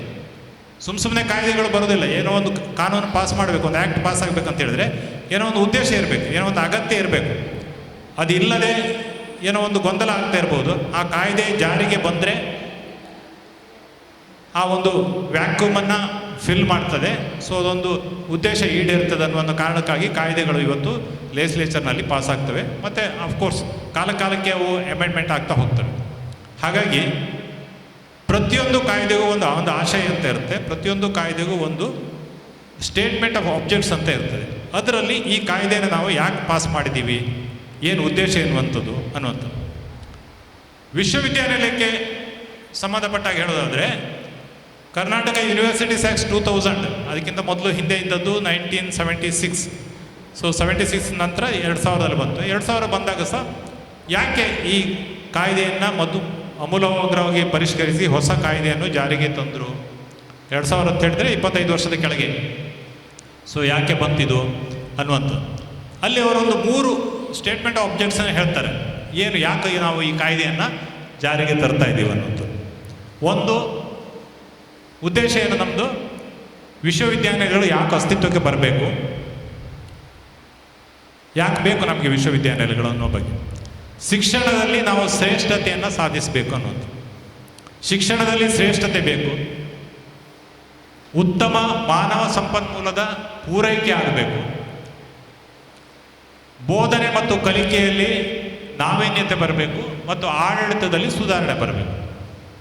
ಸೊ ಇದು ವಿಶ್ವವಿದ್ಯಾನಿಲಯಗಳ ಸ್ಥಾಪನೆಯ ಒಟ್ಟು ಉದ್ದೇಶ. ವಿಶ್ವವಿದ್ಯಾನಿಲಯಗಳು ಬಂದ ನಂತರ, ಅಸ್ತಿತ್ವಕ್ಕೆ ಬಂದ ನಂತರ ಈ ಗುರಿಗಳು ಈಡೇರಿದ್ದೇವೆಯಾ, ಶಿಕ್ಷಣದಲ್ಲಿ ಶ್ರೇಷ್ಠತೆಯನ್ನು ನಾವು ಸಾಧಿಸಿದ್ದೇವೆ, ಬೋಧನೆ ಮತ್ತು ಕಲಿಕೆಯಲ್ಲಿ ನಾವೀನ್ಯತೆ ಮತ್ತು ಸುಧಾರಣೆಯನ್ನು ನಾವು ತಂದಿದ್ದೀವ, ಆ ಮೂಲಕ ವಿಶ್ವವಿದ್ಯಾನಿಲಯಗಳಿಂದ ವರ್ಷಂಪ್ರತಿ ಪಾಸಾಗಿ ಬರುವ ವಿದ್ಯಾರ್ಥಿಗಳು ಆಡಳಿತ ಸುಧಾರಣೆಯಲ್ಲಿ ಭಾಗವಹಿಸ್ತಾ ಇದ್ದಾರೆ. ಅವರು ಆ ಮೂಲಕ ನಾವು 25 ವರ್ಷದ ಹಿಂದಿನ ಆಡಳಿತಕ್ಕೂ ಈಗಿನ ಆಡಳಿತಕ್ಕೂ ಏನಾದರೂ ಭಿನ್ನತೆ ಇದೆಯಾ, ಉತ್ತಮತೆಯನ್ನು ಸಾಧಿಸಿದೀವ, ಸುಧಾರಣೆ ಕಂಡು ಬಂದಿದೆಯಾ. ಉತ್ತಮ ಮಾನವ ಸಂಪನ್ಮೂಲ ಅನ್ನುವಂಥದ್ದು ಆಡಳಿತಕ್ಕೆ ಸರ್ಕಾರಿ ವ್ಯವಸ್ಥೆ ಮಾತ್ರ ಅಲ್ಲ, ಒಟ್ಟಾರೆ ಆಡಳಿತದ ಖಾಸಗಿ ಸರ್ಕಾರಿ ಎಲ್ಲ ಕಡೆ ಯಾರು ಕೆಲಸ ಮಾಡ್ತಾ ಇದ್ದಾರೆ ಅವರು ಹೆಚ್ಚಿನ ನೈಪುಣ್ಯತೆ ಹೊಂದಿದವರು, ಯಾರು ಕೆಲಸ ಮಾಡ್ತಿದ್ದಾರೆ ಅವರು ಹೆಚ್ಚಿನ ನಾಲೆಜನ್ನು ಹೊಂದಿದವರು, ಮತ್ತು ಎಲ್ಲಕ್ಕಿಂತ ಮುಖ್ಯವಾಗಿ ಯಾರು ಈಗಿನ ವ್ಯವಸ್ಥೆಯಲ್ಲಿ ಕೆಲಸ ಮಾಡ್ತಾ ಇದ್ದಾರೆ ಅವರು ತುಂಬ ಸಮರ್ಪಣೆಯಿಂದ ನಿಷ್ಠೆಯಿಂದ ಕೆಲಸ ಮಾಡ್ತಾ ಇದ್ದಾರೆ. ಈ ಅಂಶಗಳನ್ನು ನಾವು ಮತ್ತೆ ಚರ್ಚೆ ಮಾಡಬೇಕಾಗ್ತದೆ, ಗೆಸ್ ಮಾಡಬೇಕಾಗ್ತದೆ. ಇದು ಮಾಡ್ತಾ ಇದ್ದಾರೆ ಅಂತ ಹೇಳಿದರೆ ಆವಾಗ ವಿಶ್ವವಿದ್ಯಾನಿಲಯ ಅಸ್ತಿತ್ವಕ್ಕೆ ಬಂದದ್ದು ಸಹ ಒಳ್ಳೆಯದಾಯಿತು, ವಿಶ್ವವಿದ್ಯಾನಿಲಯ ಕಾಯ್ದೆ ಪಾಸಾಗಿದ್ದು ಸಹ ಸಾರ್ಥಕ ಆಯಿತು. ಅದರ ಅಸಾರ್ಥಕತೆಯ ಪಾಲು ಸಮಾಜಕ್ಕೆ, ಸರ್ಕಾರಕ್ಕೆ ಮತ್ತು ವ್ಯವಸ್ಥೆಗೆ ಪೂರಕ ಆಯಿತು ಅಂತ ನಾವು ತಿಳ್ಕೊಳ್ಬೇಕಾಗ್ತದೆ. ಈ ಹಿನ್ನೆಲೆ, ಒಟ್ಟಾರೆ ಹಿನ್ನೆಲೆಯಿಂದ ನೋಡಿದಾಗ ಕಳೆದ 25-26 ವರ್ಷದಿಂದ ಕರ್ನಾಟಕದಲ್ಲಿ ಸಾಕಷ್ಟು ವಿಶ್ವವಿದ್ಯಾನಿಲಯಗಳು, ಹಳೆ ವಿಶ್ವವಿದ್ಯಾನಿಲಯಗಳು, ಮೈಸೂರು, ಬೆಂಗಳೂರು, ಧಾರವಾಡ ಇವೆಲ್ಲ 2000ಕ್ಕಿಂತ ಈ 2000 ಆ್ಯಕ್ಟ್ಗಿಂತ ಮೊದಲೇ ಬಂದು, ಮಂಗಳೂರು ಸಹ 2000ಕ್ಕಿಂತ ಮೊದಲೇ ಬಂತು. ಅದಾದ ನಂತರ ಹೊಸ ಕಾಯ್ದೆ ಪಾಸಾದ ನಂತರ ಮತ್ತಿಷ್ಟು ಹೊಸ ವಿಶ್ವವಿದ್ಯಾನಿಲಯಗಳು ಬಂದು, ಇಷ್ಟೆಲ್ಲ ವಿಶ್ವವಿದ್ಯಾನಿಲಯಗಳು ಅಸ್ತಿತ್ವಕ್ಕೆ ಬಂದ ನಂತರ ಸಹ ಕರ್ನಾಟಕದ ಆಡಳಿತ ವ್ಯವಸ್ಥೆಗೆ, ಕರ್ನಾಟಕದ ಒಟ್ಟು ಪ್ರಗತಿಗೆ ವಿಶ್ವವಿದ್ಯಾನಿಲಯಗಳು ಏನು ಕೆಲಸ ಮಾಡಿವೆ ಮತ್ತು ಅದರದ್ದು ಪರಿಣಾಮ ಏನು? ಬಹುಶಃ ಇದ್ರವರೆಗೆ ಅಧಿಕೃತವಾಗಿ ಎಲ್ಲಿಯೂ ಸಹ ಒಂದು ಸರ್ವೆ ಮಾಡಿ ಅಥವಾ ವಿಶ್ಲೇಷಣೆ ಮಾಡಿ ಸಂಶೋಧನೆ ಮಾಡಿ ವರದಿ ಬಂದಿದೆ ಎಲ್ಲೋ ಗೊತ್ತಿಲ್ಲ. ಆದರೆ ಒಟ್ಟಾರೆ ದೃಷ್ಟಿಯಿಂದ ನೋಡಿದಾಗ ವರ್ಷದಿಂದ ವರ್ಷಕ್ಕೆ ನಮ್ಮ ವಿಶ್ವವಿದ್ಯಾಲಯಗಳಿಂದ ಹೊರಗಡೆ ಬರ್ತುವ ವಿದ್ಯಾರ್ಥಿಗಳು ಸಮಾಜಕ್ಕೆ ಹೇಗೆ ಪೂರಕ ಆಗ್ತಾ ಇದ್ದಾರೆ ಅನ್ನುವಂಥ ಜನರಲ್ ಆಗಿ ನಾವು ಹೇಳ್ಬೋದು. ಜನರಲ್ ಆಗಿ ಯಾಕೆ ಹೇಳ್ಬೋದು ಕೇಳಿದರೆ, 2000 ಅಂದರೆ 25 ವರ್ಷದ ಹಿಂದಿನ ಕರ್ನಾಟಕ ಇಮ್ಯಾಜಿನ್ ಮಾಡ್ಕೊಳ್ಳಿ, ಅಥವಾ ಒಂದು 40-50 ವರ್ಷದ ಹಿಂದಿನ ಕರ್ನಾಟಕವನ್ನು ಇಮ್ಯಾಜಿನ್ ಮಾಡ್ಕೊಳ್ಳಿ. ಆಗ ನಮ್ಮ ಪ್ರಗತಿ ಹೇಗಿತ್ತು, ಈಗ ಪ್ರಗತಿ ಹೇಗಿದೆ. ಆಗಿನ ಒಟ್ಟು GDP ಹೇಗಿತ್ತು, ಈಗಿನ GDP ಹೇಗಿದೆ. ಆಗಿನ ಒಟ್ಟು ಕ್ವಾಲಿಟಿ ಆಫ್ ಮ್ಯಾನ್ ಪವರ್ ಹೇಗಿತ್ತು, ಈಗ ಹೇಗಿದೆ. ಆಗಿನ ತಂತ್ರಜ್ಞಾನ ಹೇಗಿತ್ತು, ಈಗಿನ ತಂತ್ರಜ್ಞಾನ ಹೇಗಿದೆ. ಸೊ ಇದೆಲ್ಲದನ್ನು ನಾವು ಗಮನಿಸಿದಾಗ ಖಂಡಿತವಾಗಿ ವರ್ಷದಿಂದ ವರ್ಷಕ್ಕೆ ನಮ್ಮ ಯುವ ಸಮುದಾಯ, ವಿಶ್ವವಿದ್ಯಾಲಯಗಳಿಂದ ಹೊರಗೆ ಬರ್ತಾ ಇರುವ ಯುವ ಸಮುದಾಯ ಖಂಡಿತವಾಗಿ ದೇಶದ ಪ್ರಗತಿಗೆ, ರಾಜ್ಯದ ಪ್ರಗತಿಗೆ, ಸಮಾಜದ ಒಳ್ಳೆಯದಕ್ಕೆ ಖಂಡಿತವಾಗಿ ಕೆಲಸ ಮಾಡ್ತಾ ಇದ್ದಾರೆ. ಆ ನಿಟ್ಟಿನಲ್ಲಿ ವಿಶ್ವವಿದ್ಯಾನಿಲಯಗಳು ನೇರವಾಗಿ ಇಂಥದೇ ಯೂನಿವರ್ಸಿಟಿಯ ಪ್ರಾಡಕ್ಟ್ ಇವನು ಅಥವಾ ಇವರು ಅಂತ ಹೇಳಲಿಕ್ಕೆ ನಮಗೆ ಸಾಧ್ಯ ಆಗದೆ ಇದ್ರೂ ಸಮಷ್ಟಿ ಆ್ಯಂಗಲ್ನಿಂದ ತಗೊಂಡಾಗ ವಿಶ್ವವಿದ್ಯಾಲಯಗಳಿಂದ ಬರ್ತಾ ಇರೋ ವಿದ್ಯಾರ್ಥಿಗಳು ಉತ್ತಮರಾಗಿದ್ದಾರೆ, ಒಳ್ಳೆ ಕೆಲಸ ಮಾಡ್ತಾ ಇದ್ದಾರೆ ಅನ್ನುವಂಥದ್ರಲ್ಲಿ ಎರಡು ಮಾತಿಲ್ಲ. ಯಾಕಂದರೆ ನಮಗೆ ಒಟ್ಟಾರೆ ಪ್ಯಾರಾಮೀಟರ್ ಬರ್ತದೆ. ಇಂಡಿವಿಜುವಲ್ ಪ್ಯಾರಾಮೀಟರ್ ತಗೊಂಡ್ಬಿಟ್ರೆ ಅದರಲ್ಲಿ ಬೇರೆ ಬೇರೆ ರೀತಿಯ ಪ್ಲಸ್ ಆ್ಯಂಡ್ ಮೈನಸ್ ಕಂಡು ಬರ್ಬೋದು. ನಾವು ಒಬ್ಬ ವ್ಯಕ್ತಿ ಅಥವಾ ಒಂದು 10 ಜನ ವ್ಯಕ್ತಿಗಳನ್ನು ತಗೊಂಡಾಗ we may not get the very positive answers, very right answers. ಆದರೆ ಒಟ್ಟು ಸಮಾಜದ ಒಟ್ಟು ಹಿತದೃಷ್ಟಿಯನ್ನು ನೋಡ್ಕೊಂಡ್ಬಿಟ್ಟು ಒಟ್ಟು ಸಮೂಹವನ್ನು ನೋಡಿಕೊಂಡಾಗ ಖಂಡಿತವಾಗಿ ವಿಶ್ವವಿದ್ಯಾನಿಲಯಗಳಿಂದ ಸಾಕಷ್ಟು ಒಳ್ಳೆಯದು ಆಗ್ತಾ ಇದೆ ಅನ್ನುವಂಥದ್ದು. ನಾನು ಮೊದಲೇ ಹೇಳಿದೆ ಅಂತ ಹೇಳಿದ್ರೆ, ಇದು ಸಬ್ಜೆಕ್ಟಿವ್ ವಿಚಾರ ಆಗಿರೋದ್ರಿಂದ ಇದರಲ್ಲಿ ನಮಗೆ ಸ್ಪಷ್ಟತೆ ಅಂದರೆ ಖಡಾಖಂಡಿತವಾಗಿ ಅಂಕಿ ಅಂಶಗಳ ಆಧಾರದ ಮೇಲೆ, ಅಂಕಿ ಸಂಖ್ಯೆಗಳ ಆಧಾರದ ಮೇಲೆ ಇಂತಿಷ್ಟು ಇದು ಹೀಗಾಯಿತು, ಇದು ಹೀಗಾಗಿಲ್ಲ, ಇದಾಗಬೇಕಾಗಿತ್ತು ಅಂತ ಹೇಳಲಿಕ್ಕೆ ಕಷ್ಟ. ಆದರೆ ಒಟ್ಟಾರೆ ನಾವು ಸಮಾಜದ ಇತಿಗತಿಯನ್ನು, ದೇಶದ ಪ್ರಗತಿಯನ್ನು, ರಾಜ್ಯದ ಪ್ರಗತಿಯನ್ನು ತೆಗೆದುಕೊಂಡ್ರೆ ಖಂಡಿತವಾಗಿ ವಿಶ್ವವಿದ್ಯಾಲಯಗಳು ಒಳ್ಳೆ ಕೆಲಸ ಮಾಡಿವೆ, ಇದರಲ್ಲಿ ಎರಡು ಮಾತಿಲ್ಲ. ಯಾವುದೋ ಒಂದು ಜಿಲ್ಲೆಯ ಅತ್ಯಂತ ಅಂಡರ್ ಡೆವಲಪ್ಡ್ ಸಮೂಹದಿಂದ ಒಬ್ಬ ವಿದ್ಯಾರ್ಥಿ ಬಂದು ತನ್ನ ಉನ್ನತ ಶಿಕ್ಷಣಕ್ಕಾಗಿ ಮಂಗಳೂರು ವಿಶ್ವವಿದ್ಯಾಲಯಕ್ಕೆ ಬಂದು ಅಥವಾ ಇನ್ಯಾವುದೋ ಒಂದು ವಿಶ್ವವಿದ್ಯಾಲಯಕ್ಕೆ ಬಂದು ಅಲ್ಲಿ ಅವನು ವಿದ್ಯೆ ಕಲಿತು ಮುಂದೆ ಅವನೊಂದು ವ್ಯವಸ್ಥೆಯ ಭಾಗವಾಗಿ ಸಮಾಜಕ್ಕೆ ಅನುಕೂಲ ಮಾಡುತ್ತಿದ್ದರೆ ಅದು ವಿಶ್ವವಿದ್ಯಾಲಯಗಳ ಕಾರಣಕ್ಕಾಗಿ ಅಂತ ನಾವು ಖಂಡಿತವಾಗಿ ಹೇಳ್ಬೋದು. ಇವತ್ತು ಕರ್ನಾಟಕದಲ್ಲಿ ಇಷ್ಟು ವಿಶ್ವವಿದ್ಯಾಲಯಗಳು ಇಲ್ಲದೇ ಇದ್ದರೆ ಎಷ್ಟು ಮಂದಿ ಹೈಯರ್ ಎಜುಕೇಷನ್ಗೆ ಖಾಸಗಿ ವ್ಯವಸ್ಥೆಗೆ ಹೋಗಿ ಕಲೀಲಿಕ್ಕೆ ಸಾಧ್ಯ ಆಗ್ತಾಯಿತ್ತು, ಅಥವಾ ಬೇರೆ ದೇಶಗಳಿಗೆ ಹೋಗಿ ತಮ್ಮ ಉನ್ನತ ಶಿಕ್ಷಣವನ್ನು ಮುಂದುವರಿಸಲಿಕ್ಕೆ ಸಾಧ್ಯ ಆಗ್ತಾಯಿತ್ತು. ತುಂಬ ಸಾಧ್ಯ ಆಗ್ತಿಲ್ಲ. ನಮ್ಮಲ್ಲೇ ಇಲ್ಲಿ ಕೂತ್ಕೊಂಡವರನ್ನೇ ಲೆಕ್ಕ ಹಾಕಿದರೆ ಬಹುಶಃ ಮಂಗಳೂರು ವಿಶ್ವವಿದ್ಯಾಲಯ ಇಲ್ಲದಿದ್ದರೆ ನಮ್ಮಲ್ಲಿ ಸಾಕಷ್ಟು ಮಂದಿ ಇವತ್ತು ಪೋಸ್ಟ್ ಗ್ರ್ಯಾಜುಯೇಟ್ ಪಡಿತಾ ಇರಲಿಲ್ಲ. ಎಷ್ಟು ಮಂದಿಗೆ ಮೈಸೂರು ಹೋಗ್ಲಿಕ್ಕೆ ಸಾಧ್ಯ ಇತ್ತು, ಎಷ್ಟು ಮಂದಿಗೆ ಧಾರವಾಡ ಹೋಗ್ಲಿಕ್ಕೆ ಸಾಧ್ಯ ಇತ್ತು, ಎಷ್ಟು ಮಂದಿ ಬೆಂಗಳೂರು ಹೋಗ್ಲಿಕ್ಕೆ ಸಾಧ್ಯ ಇತ್ತು, ಅಥವಾ ಬೇರೆ ರಾಜ್ಯ ಅಥವಾ ಬೇರೆ ದೇಶಗಳಿಗೆ ಹೋಗಿ ಅಧ್ಯಯನ ಮಾಡಲಿಕ್ಕೆ ಸಾಧ್ಯ ಇತ್ತು. ಪ್ರಶ್ನೆ ಬರೋದಂತ ಹೇಳಿದರೆ, ಹೀಗೆ ನಾವು ಬಳಸಿಕೊಂಡ ಒಂದು ವ್ಯವಸ್ಥೆಯಲ್ಲಿ ಇವತ್ತು ಏನಾಗಿದೆ, ಇವತ್ತು ನಾವು ವಿಶ್ವವಿದ್ಯಾಲಯಗಳ ಆಡಳಿತ ಗುಣಮಟ್ಟ, ವಿಶ್ವವಿದ್ಯಾಲಯಗಳು ಎದುರಿಸಿರುವ ಸಮಸ್ಯೆಗಳು, ಇದನ್ನು ನಾವು ಅರ್ಥ ಮಾಡಿಕೊಂಡ್ರೆ ಅಥವಾ ಇದ್ರ ಬಗ್ಗೆ ನಾವು ಚರ್ಚೆ ಮಾಡಿದರೆ ಸಮಸ್ಯೆ ಏನಂತ ನಮಗೆ ಅರ್ಥ ಆದರೆ ಅದಕ್ಕೆ ಪರಿಹಾರ ಸಿಗುತ್ತೆ. ಸಮಸ್ಯೆ ಏನಂತ ನಮಗೆ ಅರ್ಥ ಆಗಿಲ್ಲ ಅಂತ ಹೇಳಿದರೆ ನಮಗೆ ಪರಿಹಾರ ಕಂಡುಕೊಳ್ಳೋಕ್ಕಾಗೋದಿಲ್ಲ. ಯಾಕಂದರೆ ವಿಷಯನೇ ಏನಂತ ಗೊತ್ತಿಲ್ಲ ಇದ್ದರೆ ನಾವು ಸುಮ್ಮನೆ ಕತ್ತಲ ಕೋಣೆಯಲ್ಲಿ ಹುಡುಕಿದಾಗ ಆಗ್ತದೆ, ಏನೂ ಸಿಗೋದಿಲ್ಲ. ಆ ಹಿನ್ನೆಲೆಯಿಂದ ನಾವು ವಿಶ್ವವಿದ್ಯಾನಿಲಯದ ಒಟ್ಟು ಆಡಳಿತ ಮತ್ತು ಯಾಕೆ ವಿಶ್ವವಿದ್ಯಾನಿಲಯಗಳು ಇವತ್ತು ಸಾಮಾಜಿಕ ವಲಯದಲ್ಲಿ ನಕಾರಾತ್ಮಕ ಕಾರಣಗಳಿಗಾಗಿ ಸುದ್ದಿ ಆಗ್ತವೆ ಮತ್ತು ಚರ್ಚೆಗೆ ಬರ್ತವೆ, ಇದನ್ನು ನಾವು ತಿಳ್ಕೊಳ್ಬೇಕಾಗ್ತದೆ. ಕಳೆದ ಕೆಲವು ವರ್ಷಗಳಿಂದ ಇದಕ್ಕೆ ಕಾರಣ ಯಾರು ಅಂತ ಕೇಳಿದರೆ, ವಿಶ್ವವಿದ್ಯಾಲಯದ ಇವತ್ತಿನ ಸಮಸ್ಯೆಗಳಿಗೆ ಕಾರಣ ಯಾರು ಕೇಳಿದರೆ, ನಾವು ಕೇವಲ ಯಾರೋ ಒಬ್ಬರನ್ನ ಬೆಟ್ಟು ತೋರಿಸ್ಬಿಟ್ಟು ಇವರು ಇದಕ್ಕೆ ಕಾರಣ ಅಥವಾ ಸರ್ಕಾರದ ಇದೊಂದು ನಿಲುವು ಕಾರಣ ಅಂತ ನಾವು ಹೇಳೋಗಿಲ್ಲ. ಸಾಕಷ್ಟು ಕಾರಣಗಳಿವೆ. ಸಮಾಜ ಬದಲಾವಣೆ ಆಗಿದೆ, ತಂತ್ರಜ್ಞಾನ ಬದಲಾವಣೆ ಆಗಿದೆ, ಅದರಲ್ಲಿ ಸರ್ಕಾರದ ಪಾತ್ರ ಇದೆ. ಕೊಡುವಷ್ಟು ಮಹತ್ವ ಕೊಟ್ಟಿಲ್ಲ, ಅಥವಾ ಸರ್ಕಾರದ ಉದ್ದೇಶ ಬೇರೆ ಇತ್ತು, ಅದನ್ನು ಅರ್ಥೈಸ್ಕೊಳ್ಳಿಕ್ಕೆ ನಾವು ವಿಶ್ವವಿದ್ಯಾನಿಲಯದವರು ನಾವು ವಿಫಲರಾಗಿರ್ಬೋದು. ಸೊ ಇದೆಲ್ಲದನ್ನು ನಾವು ತುಂಬ ನಿಸ್ಪೃಹತೆಯಿಂದ ಅನ್ಬಯಾಸ್ಡ್ ಆಗಿ ಥಿಂಕ್ ಮಾಡಿದರೆ ನಮಗೆ ಅದು ವಿಷಯ ಏನಂತ ಅರ್ಥ ಆಗ್ತದೆ, ಸಮಸ್ಯೆ ಅರ್ಥ ಆಗ್ತದೆ. ಒಮ್ಮೆ ಸಮಸ್ಯೆ ನಮಗೆ ಅರ್ಥ ಆಯಿತು ಅಂತ ಹೇಳಿದರೆ ನಾವು ಅದಕ್ಕೆ ಪರಿಹಾರ ಕಂಡುಕೊಳ್ಳಿಕ್ಕೆ ನಮಗೆ ಸುಲಭ ಆಗ್ತದೆ. ಕಳೆದ ಕೆಲವು ವರ್ಷಗಳಿಂದ ವಿಶ್ವವಿದ್ಯಾನಿಲಯದಲ್ಲಿ ಏನಾಗ್ತಾಯಿದೆ, ಕೇವಲ ಮಂಗಳೂರು ವಿಶ್ವವಿದ್ಯಾನಿಲಯ ಮಾತ್ರ ಅಲ್ಲ, ಕರ್ನಾಟಕದ ಎಲ್ಲ ವಿಶ್ವವಿದ್ಯಾಲಯಗಳದ್ದು ಒಟ್ಟು ಪರಿಸ್ಥಿತಿ ನೋಡ್ರಿ. ನಮಗೆ ಕರ್ನಾಟಕ ಯೂನಿವರ್ಸಿಟೀಸ್ ಆ್ಯಕ್ಟ್ 2000 ಸೆಕ್ಷನ್ 4 ವಿಶ್ವವಿದ್ಯಾನಿಲಯಕ್ಕೆ ಬೇರೆ ಬೇರೆ ಅಧಿಕಾರ ಕೊಡ್ತಾರೆ.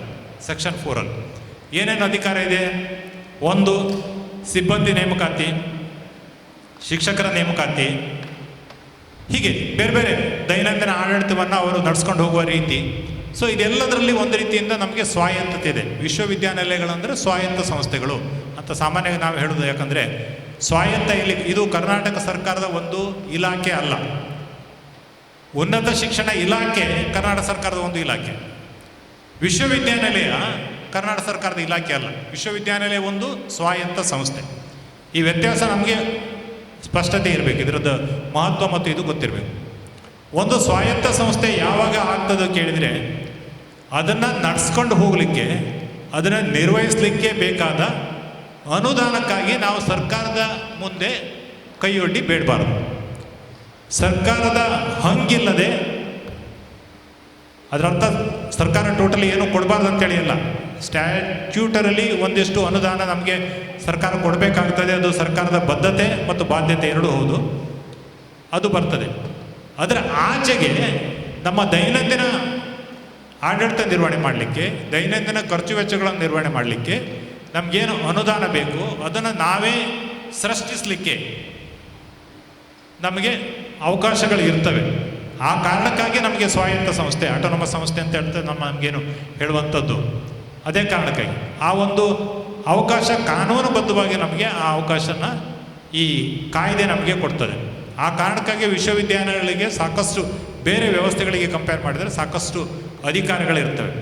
ಎಲ್ಲಿ ನಮ್ಮ ಆದಾಯವನ್ನು ನಾವು ಸೃಜಿಸಲಿಕ್ಕೆ ನಮಗೆ ಅವಕಾಶಗಳಿದೆ ಮತ್ತು ಸೃಜಿಸಿದ ಆದಾಯವನ್ನು ನಮಗೆ ಖರ್ಚು ಮಾಡಲಿಕ್ಕೆ ಅವಕಾಶ ಇದೆ, ಅಲ್ಲಿ ಸ್ವಾಯತ್ತತೆ ಭಾಳ ಮುಖ್ಯ ಆಗ್ತದೆ. ಸ್ವಾಯತ್ತತೆ ಕಾರಣಕ್ಕಾಗಿಯೇ ಇದು ಸಾಧ್ಯ ಆಗ್ತದೆ. ನಾವು ಇಲಾಖೆಗಳ ಥರ ಆಗೋದಿಲ್ಲ. ನಾನು ಬಹುಶಃ ಸಾಕಷ್ಟು ಬಾರಿ ಮಾತಾಡುವಾಗ ಈ ಹಿಂದೆನೂ ಸಹ ಹೇಳಿದ್ದೇನೆ, ನೀವು ಯಾವುದೇ ವಿಶ್ವವಿದ್ಯಾಲಯ ತಗೊಳ್ಳಿ, ಕೇವಲ ಕರ್ನಾಟಕ ಅಂತೇಳಿ ಅಲ್ಲ, ಅಥವಾ ಭಾರತ ಸನ್ನಿವೇಶ ಅಲ್ಲ, ಪ್ರಪಂಚದ ಯಾವುದೇ ವಿಶ್ವವಿದ್ಯಾಲಯ ತಗೊಳ್ಳಿ, ಶಿಕ್ಷಣ ಸಂಸ್ಥೆಗಳನ್ನು ಕಟ್ಟಿದವರು, ವಿಶ್ವವಿದ್ಯಾಲಯಗಳನ್ನು ಕಟ್ಟಿದವರು ಶಿಕ್ಷಣ ತಜ್ಞರು. ನೀವು ಯಾವುದೇ ಒಂದು ವಿಶ್ವವಿದ್ಯಾಲಯದ ಇತಿಹಾಸ ನೋಡಿದರೆ, ಬಾಂಬೆ ಯೂನಿವರ್ಸಿಟಿ ತೊಗೊಳ್ಳಿ, ಕಲ್ಕತ್ತಾ ಯೂನಿವರ್ಸಿಟಿ ತೊಗೊಳ್ಳಿ, ಮೆಡ್ರಾಸ್ ತೊಗೊಳ್ಳಿ, ಬ್ಯಾಂಗ್ಳೂರು ತೊಗೊಳ್ಳಿ, ಮೈಸೂರು ತೊಗೊಳ್ಳಿ, ವಿಶ್ವವಿದ್ಯಾಲಯ ಆರಂಭ ಆಗೋದು, ವಿಶ್ವವಿದ್ಯಾಲಯ ಆರಂಭ ಕಾಲದಲ್ಲಿ ವಿಶ್ವವಿದ್ಯಾಲಯಗಳ ಬುಡವನ್ನು ಗಟ್ಟಿ ಮಾಡಿದವರು ಶಿಕ್ಷಣ ತಜ್ಞರೇ ಹೊರತು ಆಡಳಿತಗಾರರಲ್ಲ. ಒಂದು ವಿಶ್ವವಿದ್ಯಾಲಯ ಅಂತ ಒಂದು ಅಸ್ತಿತ್ವಕ್ಕೆ ಬಂದದ್ದು, ಅಥವಾ ಅದರೊಂದು ಬ್ರ್ಯಾಂಡ್ ಇಮೇಜ್, ನಾನು ಆವಾಗಲೇ ಇಮೇಜ್ ಬಗ್ಗೆ ಹೇಳ್ತಾ ಇದ್ದೆ, ಒಂದು ಬ್ರ್ಯಾಂಡ್ ಇಮೇಜ್ ಕ್ರಿಯೇಟ್ ಆಗಿರುವಂಥದ್ದು ಅಲ್ಲಿಯ ಶಿಕ್ಷಕರಿಂದ. ಆ ಶಿಕ್ಷಕರಲ್ಲಿ ಯಾರು ಅದರ ಆಡಳಿತದ ಚುಕ್ಕಾಣಿ ಹಿಡಿದಿರ್ತಾರೆ, ಅವರು ಮುಖ್ಯಸ್ಥರಿರ್ತಾರೆ, ಅವರಿಂದಲೇ ಆ ವಿಶ್ವವಿದ್ಯಾಲಯಗಳ ಹೆಸರು ಮಾಡಿದ್ರು. ನೀವು ಇವತ್ತು ಸಹ ಯಾವುದೇ ಒಂದು ವಿಶ್ವವಿದ್ಯಾಲಯ ತೊಗೊಂಡ್ರೆ, ಇವನು ವೆಸ್ಟರ್ನ್ ಯೂನಿವರ್ಸಿಟಿಯಲ್ಲಿ ಸಹ ಒಂದು ಯಾವುದೇ ಒಂದು ತೊಗೊಂಡ್ರು, ಉದಾಹರಣೆಗೆ ನಮ್ಮ ರಘುರಾಮ್ ರಾಜನ್ ಅವರು. ರಘುರಾಮ್ ರಾಜನ್ ಅಂದರೆ 2021 ಅವರು RBI ಗವರ್ನರ್ ಆಗಿದ್ದವರು. He works in one of America's universities. Stanford ಯಾವುದೇ ಇರಬೇಕು, ನನಗೆ ಯೂನಿವರ್ಸಿಟಿ ಯಾವ್ದು ನೆನಪಿಲ್ಲ. ಸೊ ಅಂದರೆ ಒಂದು ಯೂನಿವರ್ಸಿಟಿ ಅಂತ ಹೇಳಿದಾಗ ನಮ್ಗೆ ಅಲ್ಲಿ ಬೇರೆ ಏನು ನೆನಪಿ ಬರೋದಿಲ್ಲ. ಒಂದು ಯೂನಿವರ್ಸಿಟಿ ಅಂತ ಹೇಳಿದಾಗ ಅಲ್ಲಿಯ ಅತ್ಯುತ್ತಮ ಟೀಚರ್ಗಳು ಯಾರಿದ್ದಾರೆ, ಪ್ರೊಫೆಸರ್ಗಳು ಯಾರಿದ್ದಾರೆ, ಅವರ ಹೆಸರುಗಳು ನೆನಪಿ ಬರ್ತವೆ. ಹಾಗೆ ಬರಬೇಕು ಕೂಡ. ಇವತ್ತು ಇತಿಹಾಸದಲ್ಲಿ ದೊಡ್ಡ ಹೆಸರು ರೋಮಿಲಾ ಥಾಪರ್ ಅಂತ, ಇಂಡಿಯಾದಲ್ಲಿ.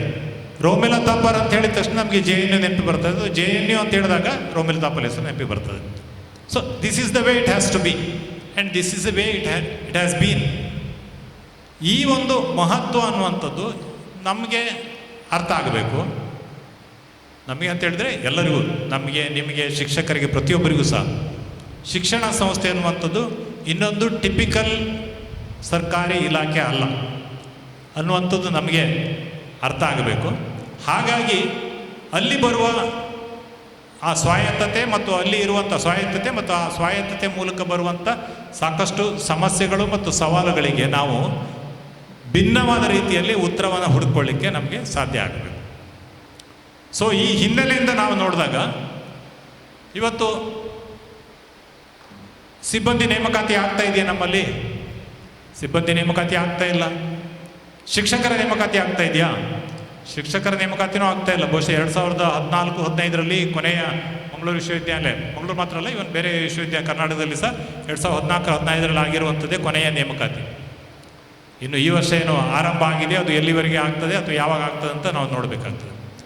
ಸೊ ಒಂದು ಶಿಕ್ಷಣ ಸಂಸ್ಥೆಗೆ ಸತತ 10 ವರ್ಷಗಳ ಕಾಲ ಯಾವುದೇ ಒಂದು ನೇಮಕಾತಿ ಆಗಿಲ್ಲ ಅಂತ ಹೇಳಿದರೆ ಎ ಬಿಗ್ ವ್ಯಾಕ್ಯೂಮ್ ಕ್ರಿಯೇಟ್ ಆಗ್ತದೆ. ಸೀನಿಯರ್ಸು ಒಂದು ಹಂತದ ನಂತರ ನಿವೃತ್ತಿ ಆಗ್ತಾರೆ, ಕ್ಯಾಂಪಸ್ನ ಬಿಟ್ಟು ಹೊರಗಡೆ ಹೋಗ್ತಾರೆ. ಯಾವ ಪ್ರಮಾಣದಲ್ಲಿ ನಿವೃತ್ತಿ ಆಗ್ತಾರೆ ಅದೇ ಪ್ರಮಾಣದಲ್ಲಿ ಹೊಸ ಯಂಗ್ ಪ್ರೊಫೆಸರ್ಸ್ಗಳು ಅಪಾಯಿಂಟ್ಮೆಂಟ್ ಆಗಿ ಬರೋದಿಲ್ಲ. There will be a big vacuum. ಆ ಗ್ಯಾಪ್ ಉಳಿತದೆ. ಆ ಗ್ಯಾಪನ್ನು ನಮಗೆ ಫಿಲ್ ಮಾಡ್ಕೊಳ್ಳಿಕ್ಕೆ ನಾವು ಅಂದ್ಕೊಂಡು ಸಲ್ಲಿಸಲ್ಲ. 10 ಪೋಸ್ಟ್ ಖಾಲಿ ಇದೆ, 10 ಪೋಸ್ಟಿಗೆ ಇನ್ಯಾರು ಬಂದರು ಅಂತೇಳಿ ಅಲ್ಲ. It's a process. ಅದು ಇದಕ್ಕಿದ್ದಂಗೆ PhD ಮಾಡಿ, MA PhD MSc PhD ಮಾಡಿ, ನೆಟ್ ಪಾಸ್ ಮಾಡಿ ಬಂದು ಜಾಯ್ನ್ ಆದವರು ಇದಕ್ಕಿದ್ದಂಗೆ ಪ್ರೊಫೆಸರ್ ಆಗೋದಿಲ್ಲ. ಅವರಿಗೊಂದು ಅಸಿಸ್ಟೆಂಟ್ ಪ್ರೊಫೆಸರ್ ಅಂತ ಒಂದು ನೇಮ್ ಕೊಡ್ತೀವಿ ಬಿಟ್ಟರೆ ನಿಜವಾದ ಅರ್ಥದಲ್ಲಿ ಅವರು ಪ್ರೊಫೆಸರ್ ಆಗುವಂಥದ್ದು ಆ ಒಂದು ಪ್ರಕ್ರಿಯೆಯಲ್ಲಿ ವಿದ್ಯಾರ್ಥಿಗಳಿಗೆ ಪಾಠ ಮಾಡೋದು ಮಾತ್ರ ಪ್ರೊಫೆಸರ್ ಕೆಲಸ ಅಲ್ಲ. ವಿದ್ಯಾರ್ಥಿಗಳನ್ನ ಅರ್ಥ ಮಾಡ್ಕೊಳ್ಬೇಕು, ವಿದ್ಯಾರ್ಥಿಗಳಿಗೆ ಪಾಠ ಮಾಡಬೇಕು, ಅವರು ಅಧ್ಯಯನ ಮಾಡಬೇಕು, ಅವರು ಸಂಶೋಧನೆ ಮಾಡಬೇಕು, ಕ್ಯಾಂಪಸ್ಸಿನ ಎಲ್ಲ ಚಟುವಟಿಕೆಗಳಲ್ಲಿ ಭಾಗವಹಿಸಬೇಕು. ಈ ಒಂದು ವಿಶ್ವವಿದ್ಯಾಲಯದ ಉದ್ದೇಶ ಏನಿದೆ ಅದು ಅರ್ಥ ಆಗಬೇಕು ಅವರಿಗೆ. So that person also evolves over a period of time. Just ನನಗೆ ಇವತ್ತೊಂದು ಕೆಲಸಕ್ಕೆ ಆದೇಶ ಬಂತು, ನಾನು ಬಂದು ಜಾಯ್ನ್ ಆದೆ, I am a professor of university ಅಲ್ಲ. That is not the way. A professor degree has to be earned in the campus, not given by designation by a government. ಆ ಅರ್ನಿಂಗ್ ದ ಪ್ರೊಫೆಸರ್ ಹುಡ್ ಏನಿದೆ ಅದು ಅವರಿಗೆ ಅರ್ಥ ಆಗಬೇಕು. ಮತ್ತು ಅದು it's a process. ಅದು ಇಟ್ ಟೇಕ್ಸ್ ಇಯರ್ಸ್. ಇದಕ್ಕಿದ್ದಾಗೆ ಆಗೋದಿಲ್ಲ. ಆ ಹಿನ್ನೆಲೆಯಿಂದ ನಮಗೆ ನಾವು ಯಾಕೆ ರಿಕ್ರೂಟ್ಮೆಂಟನ್ನು ಸತತವಾಗಿ ಮಾಡಿ, ಇವನ್ ಕಮ್ಮಿ ಸಂಖ್ಯೆಯಲ್ಲಿ ಆದರೂ ತೊಂದರೆ ಇಲ್ಲ, ಪ್ರತಿ ವರ್ಷ ಮಾಡಿ. ಅವರು 4 ಜನ ಇರ್ಬೋದು, 2 ಇರ್ಬೋದು, ಒಂದು ಕ್ಯಾಂಪಸ್ಸಿಗೆ ಒಬ್ಬರೇ ಬರ್ಬೋದು. ಬಟ್ ಪ್ರತಿ ವರ್ಷ ಮಾಡ್ತಾ ಇದ್ದರೆ 10 ವರ್ಷಕ್ಕೆ ಒಂದು 15-20 ಮಂದಿ ಆದರೂ ಬರ್ತಾರೆ. ಆ ಗ್ಯಾಪ್ ಕ್ರಿಯೇಟ್ ಆಗೋದಿಲ್ಲ. ಸೀನಿಯರ್ ಜೂನಿಯರ್ ಅಂತರ ಏನಿದೆ, ಸೀನಿಯರ್ಸಿಂದ ಕಲಿಯುವಂಥದ್ದು ಆ ಪ್ರೋಸೆಸ್ ಸತತವಾಗಿ ನಡೀತಾ ಇರ್ತದೆ. The same holds good for non teaching employees. Non teaching employees ಸಹ ನಾವು ಬಹುಶಃ 2006-2007 ಏನೋ ಕೊನೆ ಇದೇ ಇರಬೇಕು ಅನ್ಸುತ್ತೆ. ಅದಾದ ನಂತರ ಮತ್ತೆ ಬಂದು ರಿಕ್ರೂಟ್ಮೆಂಟ್ ಆಗಿಲ್ಲ ಅನ್ಸುತ್ತೆ. ಸೊ ಆವಾಗ ಏನಾಗುತ್ತೆ, ಈ ರೀತಿ ನಮಗೆ ಲಾಂಗ್ ಗ್ಯಾಪ್ ಇದ್ದಾಗ ಏನಾಗುತ್ತೆ, ಆ ಕಂಟಿನ್ಯೂಟಿ ಆಫ್ ಅಡ್ಮಿನಿಸ್ಟ್ರೇಷನ್ ಕಷ್ಟ ಆಗ್ತದೆ. ಮತ್ತು ಹೊಸದಾಗಿ ಏನು ಬಂದಿದ್ದಾರೆ ಅವರಿಗೆ ಇದ್ದಕ್ಕಿದ್ದಂಗೆ ಈ ಆರ್ಗನೈಸೇಷನ್ ಕಲ್ಚರ್ಗೆ ಸೆಟ್ ಆಗಲಿಕ್ಕೆ, ಅಡ್ಜಸ್ಟ್ ಆಗಲಿಕ್ಕೆ, ನಾನು ಮೊದಲೇ ಹೇಳಿದಾಗೆ ವಿಶ್ವವಿದ್ಯಾಲಯದ ಉದ್ದೇಶ ಏನು, ನಮ್ಮ ಪಾತ್ರ ಏನು ಅನ್ನೋದು ಅವ್ರಿಗೆ ಅರ್ಥ ಆಗೋದಿಲ್ಲ. ನೀವು ಸುಮ್ಮನೆ ಒಂದಿಷ್ಟು ಮಂದಿ 10 ಮಂದಿ ಸಡನ್ನಾಗಿ ತಂದು ಇವತ್ತೊಂದು ಅಪಾಯಿಂಟ್ಮೆಂಟ್ ಆರ್ಡರ್ ಕೊಟ್ಟು ಈ ಕೆಲಸ ಮಾಡಿ ಅಂತ ಬಿಟ್ಟರೆ ಅವ್ರಿಗೆ ಇದೊಂದು ಕೆಲಸ ಅಷ್ಟೇ. ಅದು ಬಿಟ್ಟು ಬಿಯಾಂಡ್ ದಟ್ ಏನು ಇರೋದಿಲ್ಲ. ಇದು ಕೇವಲ ಒಂದು ಕೆಲಸ ಅಲ್ಲ. ಇಲ್ಲಿ ವಿಶ್ವವಿದ್ಯಾನಿಲಯದಲ್ಲಿ ಕೇಂದ್ರ ಬಿಂದು ಯಾರು? ವಿಶ್ವವಿದ್ಯಾಲಯ ಕೇಂದ್ರ ಬಿಂದು ವಿದ್ಯಾರ್ಥಿಗಳು. ಆ ವಿದ್ಯಾರ್ಥಿಗಳಿಗೆ ಪಾಠ ಮಾಡ್ತಿರೋ ಅಧ್ಯಾಪಕರು. ಆ ಅಧ್ಯಾಪಕರಿಗೆ ಬೇಕಾದ ಒಂದು ವಾತಾವರಣ ಕ್ರಿಯೇಟ್ ಮಾಡುವಂಥದ್ದು ನಮ್ಮ ಜವಾಬ್ದಾರಿ. ಆ ವಾತಾವರಣಕ್ಕೆ ನಾವು ಕ್ರಿಯೇಟ್ ಮಾಡಲಿಕ್ಕೆ ನಾವು ಕಷ್ಟಪಡಬೇಕು, ನಾವು ಕೆಲಸ ಮಾಡಬೇಕು ಅನ್ನುವಂಥ ಈ ಜಾಗೃತಿ ಏನಿದೆ ಅದು ಪ್ರತಿಯೊಬ್ಬರಲ್ಲಿ ಬಂದಾಗ ಸಾಕಷ್ಟು ಸಮಸ್ಯೆಗಳು ಸಾಲ್ವ್ ಆಗ್ತವೆ. ಬಟ್ ನಮ್ಮಲ್ಲಿ ರಿಕ್ರೂಟ್ಮೆಂಟೇ ಇಲ್ಲ ಅಂತ ಹೇಳಿದಾಗ ಏನಾಗ್ತದೆ, ಈ ಸಮಸ್ಯೆಗಳು ಹೀಗೆ ಮುಂದೆ ಹೋಗ್ತವೆ. ನಾನು ಆವಾಗ ಈ ಸ್ವಾಯತ್ತತೆ ಮತ್ತು ಆದಾಯ ಗಳಿಕೆ ಬಗ್ಗೆ ಹೇಳ್ತಾ ಇದ್ದೆ. ಒಂದು ಕಾಲದಲ್ಲಿ ಇವನ್ ನಮ್ಮ ವಿಶ್ವವಿದ್ಯಾಲಯದಲ್ಲಿ ಸುಮಾರು ಒಂದು 10-12 ವರ್ಷದ ಹಿಂದೆ, ಪ್ರೀ 2012 ಸಮಥಿಂಗ್ ಅರೌಂಡ್ ಆ ಪೇಜಿಗೆ, ಆ ಇಯರ್ಗೆ ನೀವು ಹೋದರೆ ವಿಶ್ವವಿದ್ಯಾಲಯದಲ್ಲಿ ಸಾಕಷ್ಟು ಸಂಪನ್ಮೂಲ ಇತ್ತು, ಆದಾಯ ಇತ್ತು. 10-12 ವರ್ಷದಲ್ಲಿ ನಮ್ದು ಅಷ್ಟು ಖಾಲಿಯಾಗಿ ನಾವು ಸಾಲದ ಸುಳಿಯಲ್ಲಿ ಇರ್ತೀವಿ ಅಥವಾ ಸಂಬಳ ಕೊಡಲಿಕ್ಕೆ ಕಷ್ಟ ಆದ ಒಂದು ಪರಿಸ್ಥಿತಿಗೆ ನಾವು ಬರ್ತೀವಿ ಅಂತ ಹೇಳಿದರೆ ಎಲ್ಲಿಯೋ ಏನೋ ತಪ್ಪಾಗಿದೆ ಅಂತ ಅರ್ಥ ಆಗ್ತದೆ. ಅಲ್ಲಿ ಎರಡು ರೀತಿ ಇದೆ. ಒಂದು ಅಂತಿಮವಾಗಿ ವಿಶ್ವವಿದ್ಯಾಲಯದ ಆದಾಯ ಅನ್ನುವಂಥದ್ದು ನಾವು ಸಣ್ಣ ಯೂನಿಟ್ ತಗೊಂಡ್ರೆ ನಿಮ್ಮ ಮನೆ ಆದಾಯ ಇದ್ದಂಗೆ. ನಿಮಗೊಂದು ಆದಾಯಕ್ಕೆ ಒಂದು ಲಿಮಿಟ್ ಇರ್ತದೆ. ನಿಮ್ಮ ಸಂಬಳ ಏನಿದೆ, ನಿಮ್ಮ ಆದಾಯ ತಿಂಗಳ ಆದಾಯ ಎಷ್ಟೊಂದು ಗೊತ್ತಿರುತ್ತೆ, ಅದಕ್ಕೆ ಪೂರಕವಾಗಿ ನಿಮ್ಮ ತಿಂಗಳ ಬಜೆಟಲ್ಲಿ ನೀವು ಕೆಲಸ ಮಾಡ್ತೀರಿ.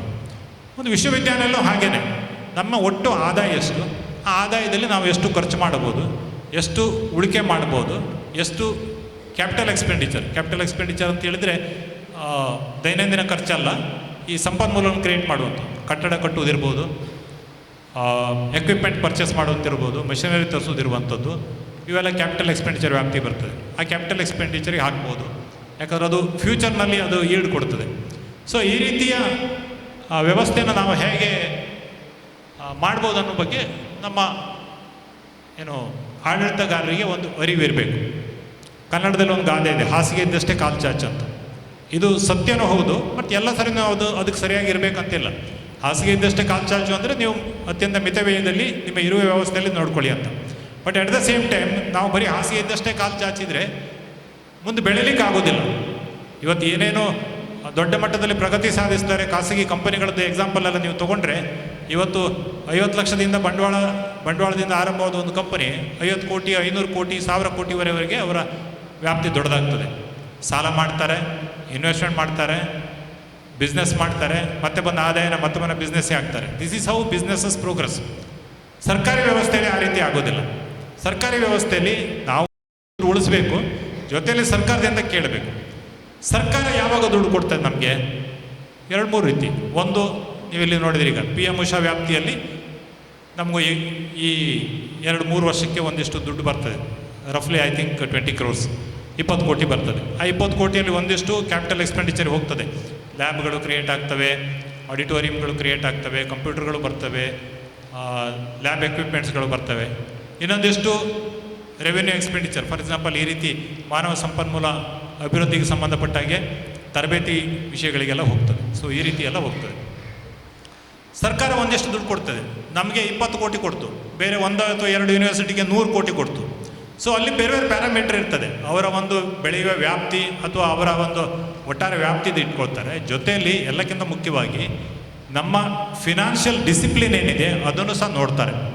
ಎಲ್ಲಿ ಫಿನಾನ್ಷಿಯಲ್ ಡಿಸಿಪ್ಲಿನ್ ಚೆನ್ನಾಗಿದೆಯೋ ಅವರಿಗೆ ಒಂದು ಮಣೆ ಜಾಸ್ತಿ ಇರ್ತದೆ, ಅವರಿಗೆ ರೆಕಗ್ನಿಷನ್ ಜಾಸ್ತಿ ಇರ್ತದೆ. ಯಾಕಂದರೆ ಇವರು ಕೊಟ್ಟ ದುಡ್ಡನ್ನು ಹಾಳು ಮಾಡಿಕೊಳ್ಳೋದಿಲ್ಲ, ಕೊಟ್ಟ ದುಡ್ಡನ್ನು ಅತ್ಯಂತ ಪರಿಣಾಮಕಾರಿಯಾಗಿ ಬಳಸ್ತಾರೆ ಅನ್ನುವಂಥ ಒಂದು ನಂಬಿಕೆ ಸರ್ಕಾರದಲ್ಲಿರ್ತದೆ. ಆ ಕಾರಣಕ್ಕಾಗಿ ನಾವು ಈ ನಮ್ಮ ಆದಾಯ ಹೆಚ್ಚು ಮಾಡುವಂಥದ್ದು ಮತ್ತು ಆದಾಯಕ್ಕೆ ಸರಿಯಾಗಿ ಖರ್ಚು ಮಾಡುವಂಥ ಒಂದು ಇದನ್ನು ನಾವು ನೋಡಬೇಕಾಗ್ತದೆ. ಇವತ್ತು ಆದಾಯ ನಮಗೆ ಜಾಸ್ತಿ ಮಾಡಲಿಕ್ಕೆ ಆಗ್ತಾಯಿಲ್ಲ. ನಾನು ಆವಾಗಲೇ ಹೇಳಿದಾಗೆ 2012ರಲ್ಲಿ ನಮ್ಮದೇನು ಫಿನಾನ್ಷಿಯಲ್ ಸ್ಟೇಟಸ್ ಇದೆ,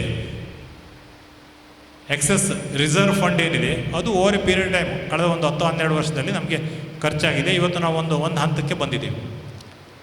ಅಂದರೆ ಇನ್ ದ ಮೇನ್ ಟೈಮ್ 2 ಆಗಿರ್ಬೋದು. ಒಂದು, ಅಗತ್ಯವಿಲ್ಲದ ಖರ್ಚುಗಳಿಗೆ ನಾವು ಇದ್ದ ದುಡ್ಡನ್ನು ಕಳೆದಿರ್ಬೋದು, ಅಥವಾ ನಮ್ಮ ಎಡಿಷನಲ್ ಪ್ರತಿ ವರ್ಷ ನಮ್ಮಲ್ಲಿ ಏನು ಇನ್ಕಮ್ ಜನ್ರೇಟ್ ಆಗಬೇಕು ಆ ಇನ್ಕಮ್ ಜನ್ರೇಟ್ ಆಗ್ತಾಯಿಲ್ಲ. ಇದು 2ನೇದು ಭಾಳ ಇಂಪಾರ್ಟೆಂಟ್. ಇವತ್ತು ಯಾಕೆ ನಮ್ಗೆ ಅಷ್ಟೊಂದು ಇನ್ಕಮ್ ಜನ್ರೇಟ್ ಮಾಡಲಿಕ್ಕೆ ಆಗ್ತಾ ಇಲ್ಲ ಕೇಳಿದರೆ, ಮುಖ್ಯವಾಗಿ ವಿದ್ಯಾರ್ಥಿಗಳ ಸಂಖ್ಯೆಯಲ್ಲಿ, ಅಡ್ಮಿಷನ್ ಆಗುವ ವಿದ್ಯಾರ್ಥಿಗಳ ಸಂಖ್ಯೆಯಲ್ಲಿ ಕಡಿಮೆ ಆಗ್ತದೆ. ಇದು ಕೇವಲ ಮಂಗಳೂರು ವಿಶ್ವವಿದ್ಯಾನಿಲಯ ಮಾತ್ರ ಅಲ್ಲ, ಎಲ್ಲ ವಿಶ್ವವಿದ್ಯಾಲಯಗಳು ಆಗಿದೆ. ಒಂದು, ಇದು ಕೇವಲ PG ಲೆವೆಲ್ ಮಾತ್ರ ಅಲ್ಲ, ಅಂಡರ್ ಗ್ರ್ಯಾಜುಯೇಟ್ ಲೆವೆಲ್ನಲ್ಲೂ ಆಗಿದೆ. ಸೊ 2 ಲೆವೆಲ್ನಲ್ಲಿದೆ.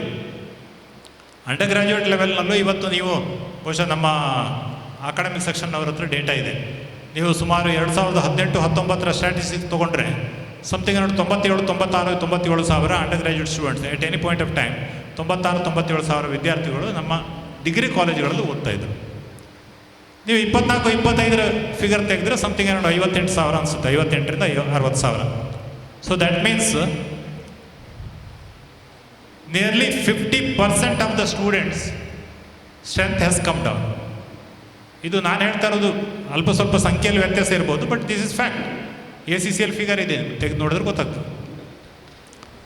5 ವರ್ಷಗಳಲ್ಲಿ ವಿದ್ಯಾರ್ಥಿಗಳ ಸಂಖ್ಯೆ ಅಷ್ಟು ಕಡಿಮೆ ಆಗಿದೆ ಅಂತ ಹೇಳಿದ್ರೆ, ಇವತ್ತು ಭುವನೇಂದ್ರ ಕಾಲೇಜಿಗೆ ಸೇರೋ ಒಬ್ಬ ವಿದ್ಯಾರ್ಥಿ, ಬಡಕಾಸ್ಕರ್ ಒಬ್ಬ ಸೇರೋ ವಿದ್ಯಾರ್ಥಿ ಅಥವಾ MGM ಸೇರೋ ವಿದ್ಯಾರ್ಥಿ, ಅವ್ನು ಮಂಗಳೂರು ಯೂನಿವರ್ಸಿಟಿ ಅಂತ ಬಂದಿರೋದಿಲ್ಲ. ಅವ ಅಲ್ಲಿ ಕಾಲೇಜು ಡಿಗ್ರಿ ಕಾಲೇಜಿಗೆ ಅವನಿಗೆ ಬೇಕಾಗಿದೆ ಅಲ್ಲಿ ಸೇರ್ತಾನೆ. ಅವ ಸೇರಲಿಲ್ಲ ಅಂದರೆ again Mangaluru university is not responsible for that. ಅವನಿಗೆ ಬೇರೆ ಯಾವುದೋ ಒಂದು ಕೋರ್ಸಿನ ಬಗ್ಗೆ ಆಸಕ್ತಿ ಇದೆ. One thing we should remember is, ಕಳೆದ ಒಂದು 10-15 ವರ್ಷಗಳಲ್ಲಿ ಇಂಜಿನಿಯರಿಂಗ್ ಕಾಲೇಜುಗಳ ಸಂಖ್ಯೆ ಎಷ್ಟು ಜಾಸ್ತಿ ಆಗಿದೆ ಕರ್ನಾಟಕದಲ್ಲಿ, ಮತ್ತು ಆ ಕಾಲೇಜುಗಳಲ್ಲಿ ಎಷ್ಟು ಸೀಟ್ಗಳು ಜಾಸ್ತಿ ಆಗಿದೆ ಅನ್ನೋದು. ಇವತ್ತು ಈ ವರ್ಷ ಸ್ವಲ್ಪ ಇಂಜಿನಿಯರಿಂಗ್ ವಿದ್ಯಾರ್ಥಿಗಳು, ಈಗ ಕಳೆದ ವರ್ಷ ಮತ್ತು ಈ ವರ್ಷದಿಂದ ಸ್ವಲ್ಪ because of AI and other reasons ಸ್ವಲ್ಪ ಕಷ್ಟಪಡ್ತಾ ಇದ್ದಾರೆ.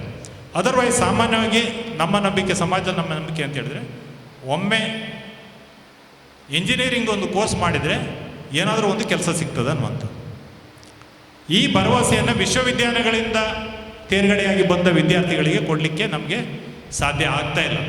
ಸೊ ಇಂಜಿನಿಯರಿಂಗ್ ಇಸ್ ಎ ಪಕ್ಕ ಪ್ರಾಕ್ಟಿಕಲ್ ಸಬ್ಜೆಕ್ಟು. ಸೊ ಅಲ್ಲಿ ಕೆಲಸ ಮಾಡಿದವರು ಎಲ್ಲೂ ಸಹ ಅವ್ರನ್ನ ಟ್ರೈನ್ ಮಾಡ್ಬೋದು, ಬಳಸ್ಕೊಳ್ಬೋದು. Most of the universities lost out on this front. ನಮಗೆ ಆ ರೀತಿಯ ಒಂದು ಬದಲಾವಣೆನ ನಮ್ಮ ಸಿಲೆಬಸ್ನಲ್ಲಿ ತರಲಿಕ್ಕಾಗಲಿಲ್ಲ, ನಮ್ಮ ಕೋರ್ಸ್ ಸೆಲೆಕ್ಷನ್ನಲ್ಲಿ ನಮಗೆ ತರಲಿಕ್ಕೆ ಸಾಧ್ಯ ಆಗಲಿಲ್ಲ. ಅದಕ್ಕೆ ಮತ್ತೊಮ್ಮೆ ಬೇರೆ ಬೇರೆ ಕಾರಣಗಳಿವೆ.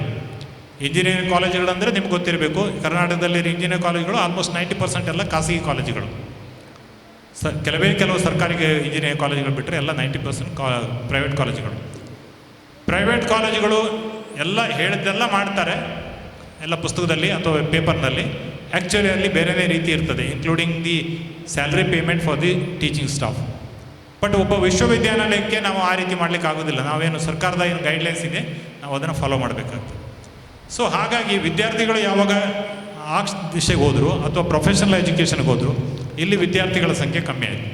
ಸೊ ನಮ್ಮ ಆದಾಯ ಕಮ್ಮಿ ಆಗಲಿಕ್ಕೆ ಕ್ಯಾಂಪಸ್ನಲ್ಲಿ ವಿದ್ಯಾರ್ಥಿಗಳು ಕಮ್ಮಿ ಆಗಿರೋದು ಒಂದು ಕಾರಣ. ಆದರೆ ಅಫಿಲಿಯೇಟೆಡ್ ಕಾಲೇಜ್ಗಳಲ್ಲಿ ವಿದ್ಯಾರ್ಥಿಗಳ ಸಂಖ್ಯೆ ಕಡಿಮೆ ಆಗಿರೋದು ಸಹ ಅಷ್ಟೇ ಮುಖ್ಯ ಆಯಿತು. 2021ರಲ್ಲಿ ಮತ್ತು ಸರ್ಕಾರದ ಪಾಲಿಸಿ ಹೇಗೆ ನಮಗೆ ತೊಂದರೆ ಆಗ್ತದೆ ಅಂತ ಹೇಳಿದ್ರೆ, 2021ರಲ್ಲಿ ಐ ವಾಸ್ ಹಿಯರ್. ಸೊ ಆ ಟೈಮಲ್ಲಿ ಕರ್ನಾಟಕದ ಎಲ್ಲ ವಿಶ್ವವಿದ್ಯಾನಿಲಯಗಳಿಂದ ದೂರ ಶಿಕ್ಷಣವನ್ನು ರದ್ದುಗೊಳಿಸಿದರು. ಕರೆಸ್ಪಾಂಡೆನ್ಸ್ ಡಿಸ್ಟೆನ್ಸ್ ಎಜುಕೇಷನ್ ಪ್ರೋಗ್ರಾಮ್ ಏನಿದೆ, ಕರ್ನಾಟಕದ ಎಲ್ಲ ವಿಶ್ವವಿದ್ಯಾಲಯಗಳಿಂದ ವಾಪಸ್ ಕಿತ್ಕೊಂಡು ಕೇವಲ KSOUಗೆ ಕೊಟ್ಟರು. ಕರ್ನಾಟಕ ಸ್ಟೇಟ್ ಓಪನ್ ಯೂನಿವರ್ಸಿಟಿ ಕೊಟ್ಟರು. ಸಾಕಷ್ಟು ಮಂದಿ ಸಾಕಷ್ಟು ಡಿಸ್ಕಷನ್ ಎಲ್ಲ ಮಾಡಿದರು. ಅದಕ್ಕೆ ಅವ್ರದ್ದೇ ಆದ ಕಾರಣ ಇತ್ತು. ಬಟ್ ಕೊನೆಗದು ಏನಿದೆ ಅನ್ನೋದು ಪೊಲಿಟಿಕಲ್ ಅನ್ನುವಂಥದ್ದು ಎಲ್ಲರಿಗೂ ಗೊತ್ತಿತ್ತು. ಇನ್ಫ್ಯಾಕ್ಟ್ ನಾನು ಅದನ್ನು ಬಹುಶಃ ನಿಮ್ಮ ಸಿಂಡಿಕೇಟ್ ಸೆಕ್ಷನಲ್ಲಿ ನೀವು ತೆಗೆದು ನೋಡಿದ್ರೆ ಗೊತ್ತಾಗ್ತದೆ. ಆ ಸಂದರ್ಭದಲ್ಲಿ ಸಿಂಡಿಕೇಟಿಗೆ ಚರ್ಚೆ ಬಂದಾಗ ನಾವಿದನ್ನು, ಸರ್ಕಾರನೇ ಇದು ಹೇಳಿದರೂ ಸಹ ನಾವಿದನ್ನು ಒಪ್ಕೊಳ್ಬಾರ್ದು. We must go for an appeal in the high court ಅಂತ ಹೇಳುವಂಥದ್ದು ಸಿಂಡಿಕೇಟ್ನಲ್ಲಿ ನಾನು ನಿರ್ಧಾರ ತೊಗೊಳ್ಳಿಕ್ಕೆ ಎಲ್ಲ ಮೆಂಬರ್ಗಳಿಗೆ ಹೇಳಿ, ಇಲ್ಲ ನಾವು ಒಪ್ಕೊಳ್ಳೋದು ಬೇಡ, the decision is not against government, this is for our self defence. ನಾವು ಉಳ್ಕೊಳ್ಬೇಕಂತ ಹೇಳಿದ್ರೆ ಇದನ್ನು ಬಿಟ್ಕೊಡ್ಬಾರ್ದು ಅಂತ ಹೇಳೋದು ಸಿಂಡಿಕೇಟ್ನಲ್ಲಿ ನಾವು ನಿರ್ಧಾರ ಮಾಡಿದ್ದೀವಿ. ಬಟ್ ಕೊನೆಗೆ ಅದು ಇಂಪ್ಲಿಮೆಂಟಿಗೆ ಬರಲಿಲ್ಲ. ಕೊನೆಗೆ ಏನಾಯಿತು, ಇಲ್ಲ ಮಿನಿಸ್ಟ್ರು ಬೇಜಾರು ಮಾಡ್ಕೊಳ್ತಾರೆ, ಒಪ್ಕೊಳ್ಳೋದಿಲ್ಲ ಅಂತ ಹೇಳ್ಕೊಂಡು ನಾವು ಅದನ್ನು ಅಪೀಲ್ ಮಾಡಲಿಕ್ಕೆ ಹೋಗಲಿಲ್ಲ. ಇವತ್ತು 5 ವರ್ಷಗಳಲ್ಲಿ ನಮಗೆ ಬಹುಶಃ ಫೈನಾನ್ಸ್ನವರಿಗೆ ಗೊತ್ತಿದೆ, ನಮಗೆ ದೂರ ಶಿಕ್ಷಣದಲ್ಲಿ ಆನ್ ಆನ್ ಎವರೇಜ್ 4.5 ರಿಂದ 5 ಕೋಟಿ ಆದಾಯ ಬರ್ತಾಯಿತ್ತು. 4.5 ರಿಂದ 5 ಕೋಟಿ ಆದಾಯ ದೂರ ಶಿಕ್ಷಣ ಒಂದರಿಂದ ಬರ್ತಾಯಿತ್ತು. ಅಫ್ಕೋರ್ಸ್ ಖರ್ಚು ಇರ್ತದೆ, ನಾನು ಖರ್ಚು ಬಗ್ಗೆ ಹೇಳ್ತಾ ಇಲ್ಲ, ನಾನು ಆದಾಯ ಬಗ್ಗೆ ಹೇಳ್ತಾ ಇದ್ದೆ. ದೂರ ಶಿಕ್ಷಣ ಒಂದು ಹೋಯಿತು ಅಂತ ಹೇಳಿದ್ರೆ ಅಷ್ಟು ಮಟ್ಟಿನ ಆದಾಯ ನಮಗೆ ಹೋಯಿತು. And who is the beneficiary? The Karnataka state open university. ಕೇವಲ ಮಂಗಳೂರು ಯೂನಿವರ್ಸಿಟಿ ಮಾತ್ರ ಅಲ್ಲ, ಎಲ್ಲ ಯೂನಿವರ್ಸಿಟಿಗಳಿಂದ ಕಳ್ಕೊಂಡ ದುಡ್ಡು KSOUಗೆ ಲಾಭ ಆಯಿತು, ವಿಶ್ವವಿದ್ಯಾಲಯಗಳಿಗೆ ನಷ್ಟ ಆಯಿತು. ಈ ವಿಷಯವನ್ನು ನಾವು ನಮ್ಮ ಹೊಸ ಸೆಕ್ರೆಟರಿಯವರು, ಹೈಯರ್ ಎಜುಕೇಷನ್ ಸೆಕ್ರೆಟರಿಯವರು ಬೆಂಗಳೂರಿನಲ್ಲಿ ಕರೆದಾಗ ನಾವು ಇದನ್ನ ಹೇಳಿದ್ವಿ.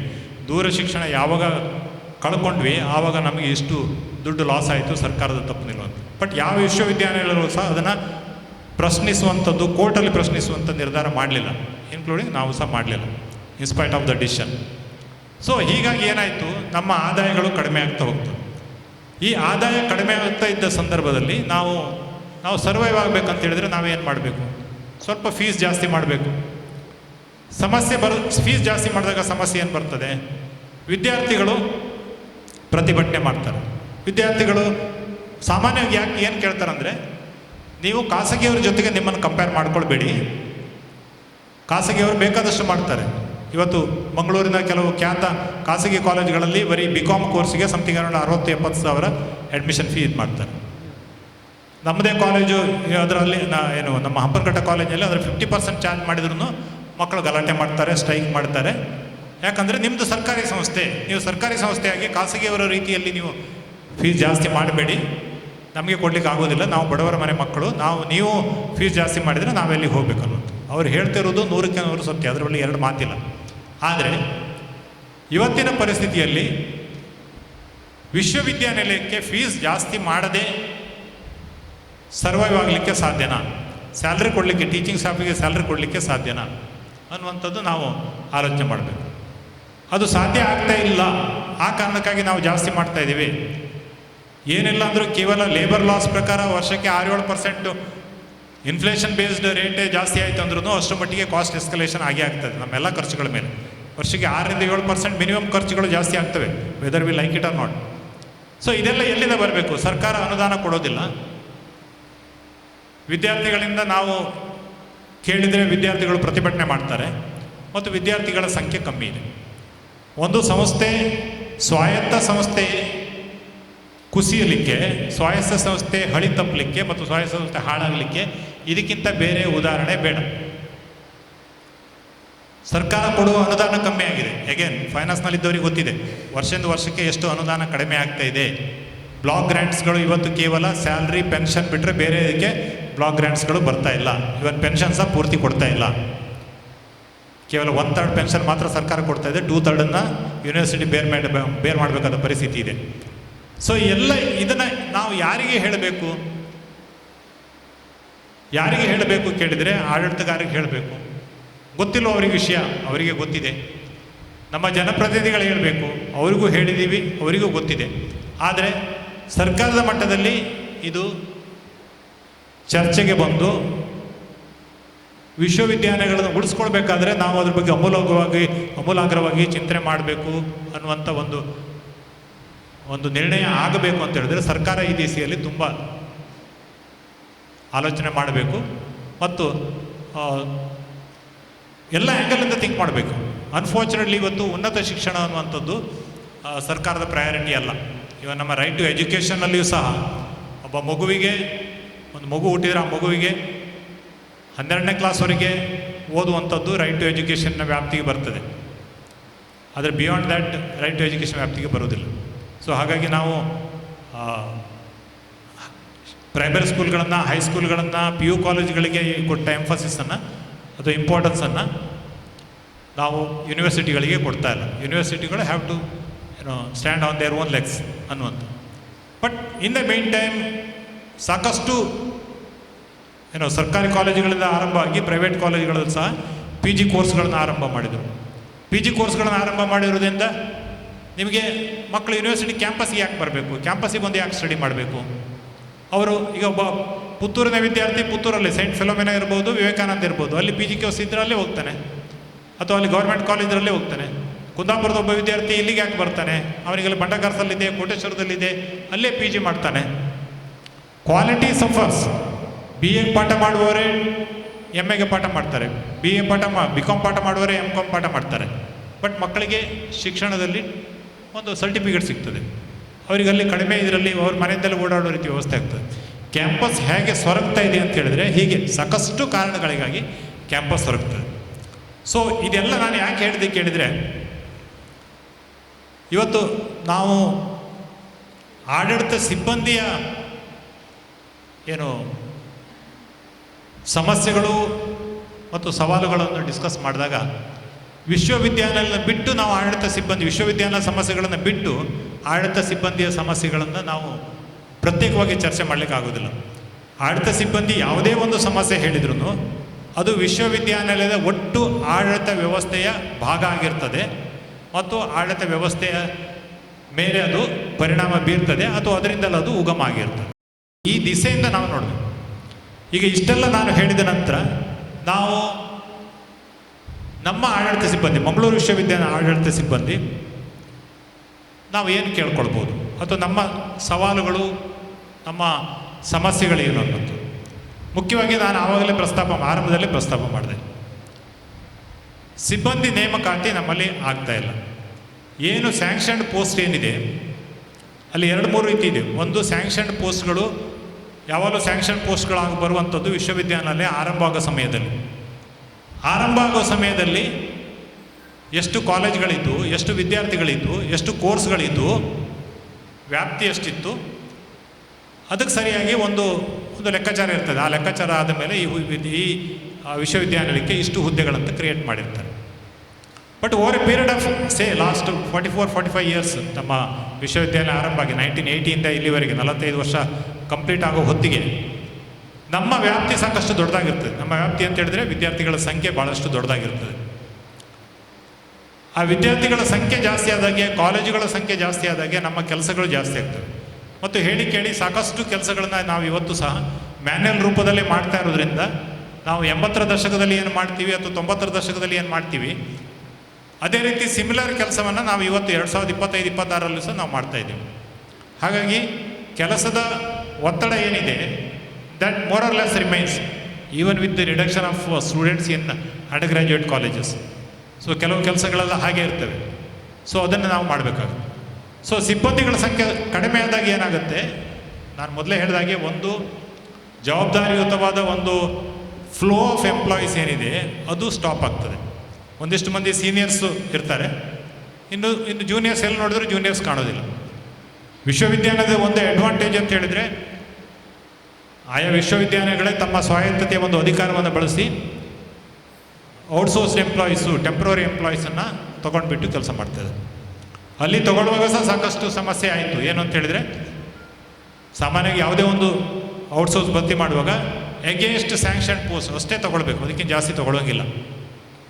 ಈ ಎಗೇನ್ಸ್ಟ್ ಸ್ಯಾಂಕ್ಷನ್ ಪೋಸ್ಟ್ ತೊಗೊಳ್ಳದೆ ಅದಕ್ಕಿಂತ ಜಾಸ್ತಿ ತೊಗೊಂಡಾಗ ಆ ಕ್ಷಣದಲ್ಲಿ ನಮಗೇನು ಒತ್ತಡ ಬಂತು, ಇಷ್ಟು ಕೆಲಸಗಳಿದೆ, ನಮಗೆ ಜಾಸ್ತಿ ಜನ ಬೇಕು, ಸ್ಟಾಫ್ ಬೇಕು ಅಂತ ಹೇಳಿದಾಗ ಅಲ್ಲಿ ಒಂದಿಷ್ಟು ಸ್ಟಾಫನ್ನು ನಾವು ತೊಗೊಂಡದ್ದು ಹಾಗೆ ಮುಂದುವರಿತು, ಕಂಟಿನ್ಯೂ ಆಯಿತು. Over a period of time almost one third of total ಏನು ಸ್ಯಾಂಕ್ಷನ್ ಪೋಸ್ಟ್ ಇದೆ ಅದಕ್ಕಿಂತ ಜಾಸ್ತಿ ಎಂಪ್ಲಾಯೀಸನ್ನು ನಾವು ಹಾಕ್ಕೊಳ್ಬೇಕಾದ ಪರಿಸ್ಥಿತಿ ಬಂತು. ಯಾವುದೇ ವ್ಯವಸ್ಥೆಯಲ್ಲಿ ತಗೊಳ್ಳೋದು ಸುಲಭ, ಕೊಡೋದು ಕಷ್ಟ, ಬಿಟ್ಕೊಡೋದು ಕಷ್ಟ. ಅದು ಯಾವುದೇ ವಿಷಯ ಇರಲಿ, ಒಂದು ಆಶ್ವಾಸನೆಯನ್ನು ಕೊಡೋದು ಸುಲಭ, ಆಶ್ವಾಸನೆಯನ್ನು ಈಡೇರಿಸೋದು ಕಷ್ಟ. ಅದೇ ರೀತಿ ಎಂಪ್ಲಾಯೀಸನ್ನು ಒಮ್ಮೆ ತೊಗೊಳ್ಳೋದು ಸುಲಭ, ಆಮೇಲೆ ಅವ್ರನ್ನ ಬಿಡೋದು ಕಷ್ಟ. ಆ ಕಷ್ಟದ ಪರಿಣಾಮ ಏನಾಯಿತು ಅನ್ನುವಂಥದ್ದು ನೀವು ಸಹ ಗಮನಿಸಿದ್ರಿ ಒಂದೂವರೆ ವರ್ಷದ ಕೆಳಗೆ. ಸೊ ಇದರ ಹೊರತಾಗಿ ಸಹ ನಾವು ಸರ್ಕಾರದ ಸತತ ನೇಮಕಾತಿ ಇಲ್ಲದೆ ಸಹ ನಾವು ಔಟ್ಸೋರ್ಸ್ ಎಂಪ್ಲಾಯೀಸನ್ನು ತೊಗೊಂಡ್ವಿ. ಒಟ್ಟಾರೆ ವಿಶ್ವವಿದ್ಯಾಲಯ ಕೆಲಸವನ್ನು ನಾವು ಮಾಡ್ತಾ ಬಂದ್ವಿ. ಆದರೆ ಪರಿಸ್ಥಿತಿ ಈಗ ನಾವು ಇದನ್ನು ಹೇಳ್ತಾ ಇದ್ದೀವಿ, ನಾವು ಒಪ್ಕೊಂಡಿದ್ದೀವಿ. ಬಟ್ ರಾಜ್ಯ ಮಟ್ಟದಲ್ಲಿ, ಅಂದರೆ ಇಲಾಖಾ ಮಟ್ಟದಲ್ಲಿ, ಸರ್ಕಾರಗಳ ಮಟ್ಟದಲ್ಲಿ, ಕೇವಲ ಕರ್ನಾಟಕ ಸರ್ಕಾರ ಮಾತ್ರ ಅಲ್ಲ, ನೀವು ಇವನ್ ಭಾರತ ಸರ್ಕಾರದ ಮಟ್ಟದಲ್ಲಿ ಅವರು ಕೇಳೋ ಪ್ರಶ್ನೆ ಅಂತ ಹೇಳಿದರೆ, ಇವತ್ತು ಇಷ್ಟೊಂದು ಬದಲಾವಣೆಗಳಾಗಿವೆ, ತಂತ್ರಜ್ಞಾನದಲ್ಲಿ ಬದಲಾವಣೆಗಳಾಗಿವೆ, ಗಣಕೀಕರಣ ವ್ಯವಸ್ಥೆ ಬಂದಿವೆ, ಈ ಆಫೀಸ್ ಅಂತ ತಂತ್ರಜ್ಞಾನ ಇವತ್ತು ಬಂದಿದೆ.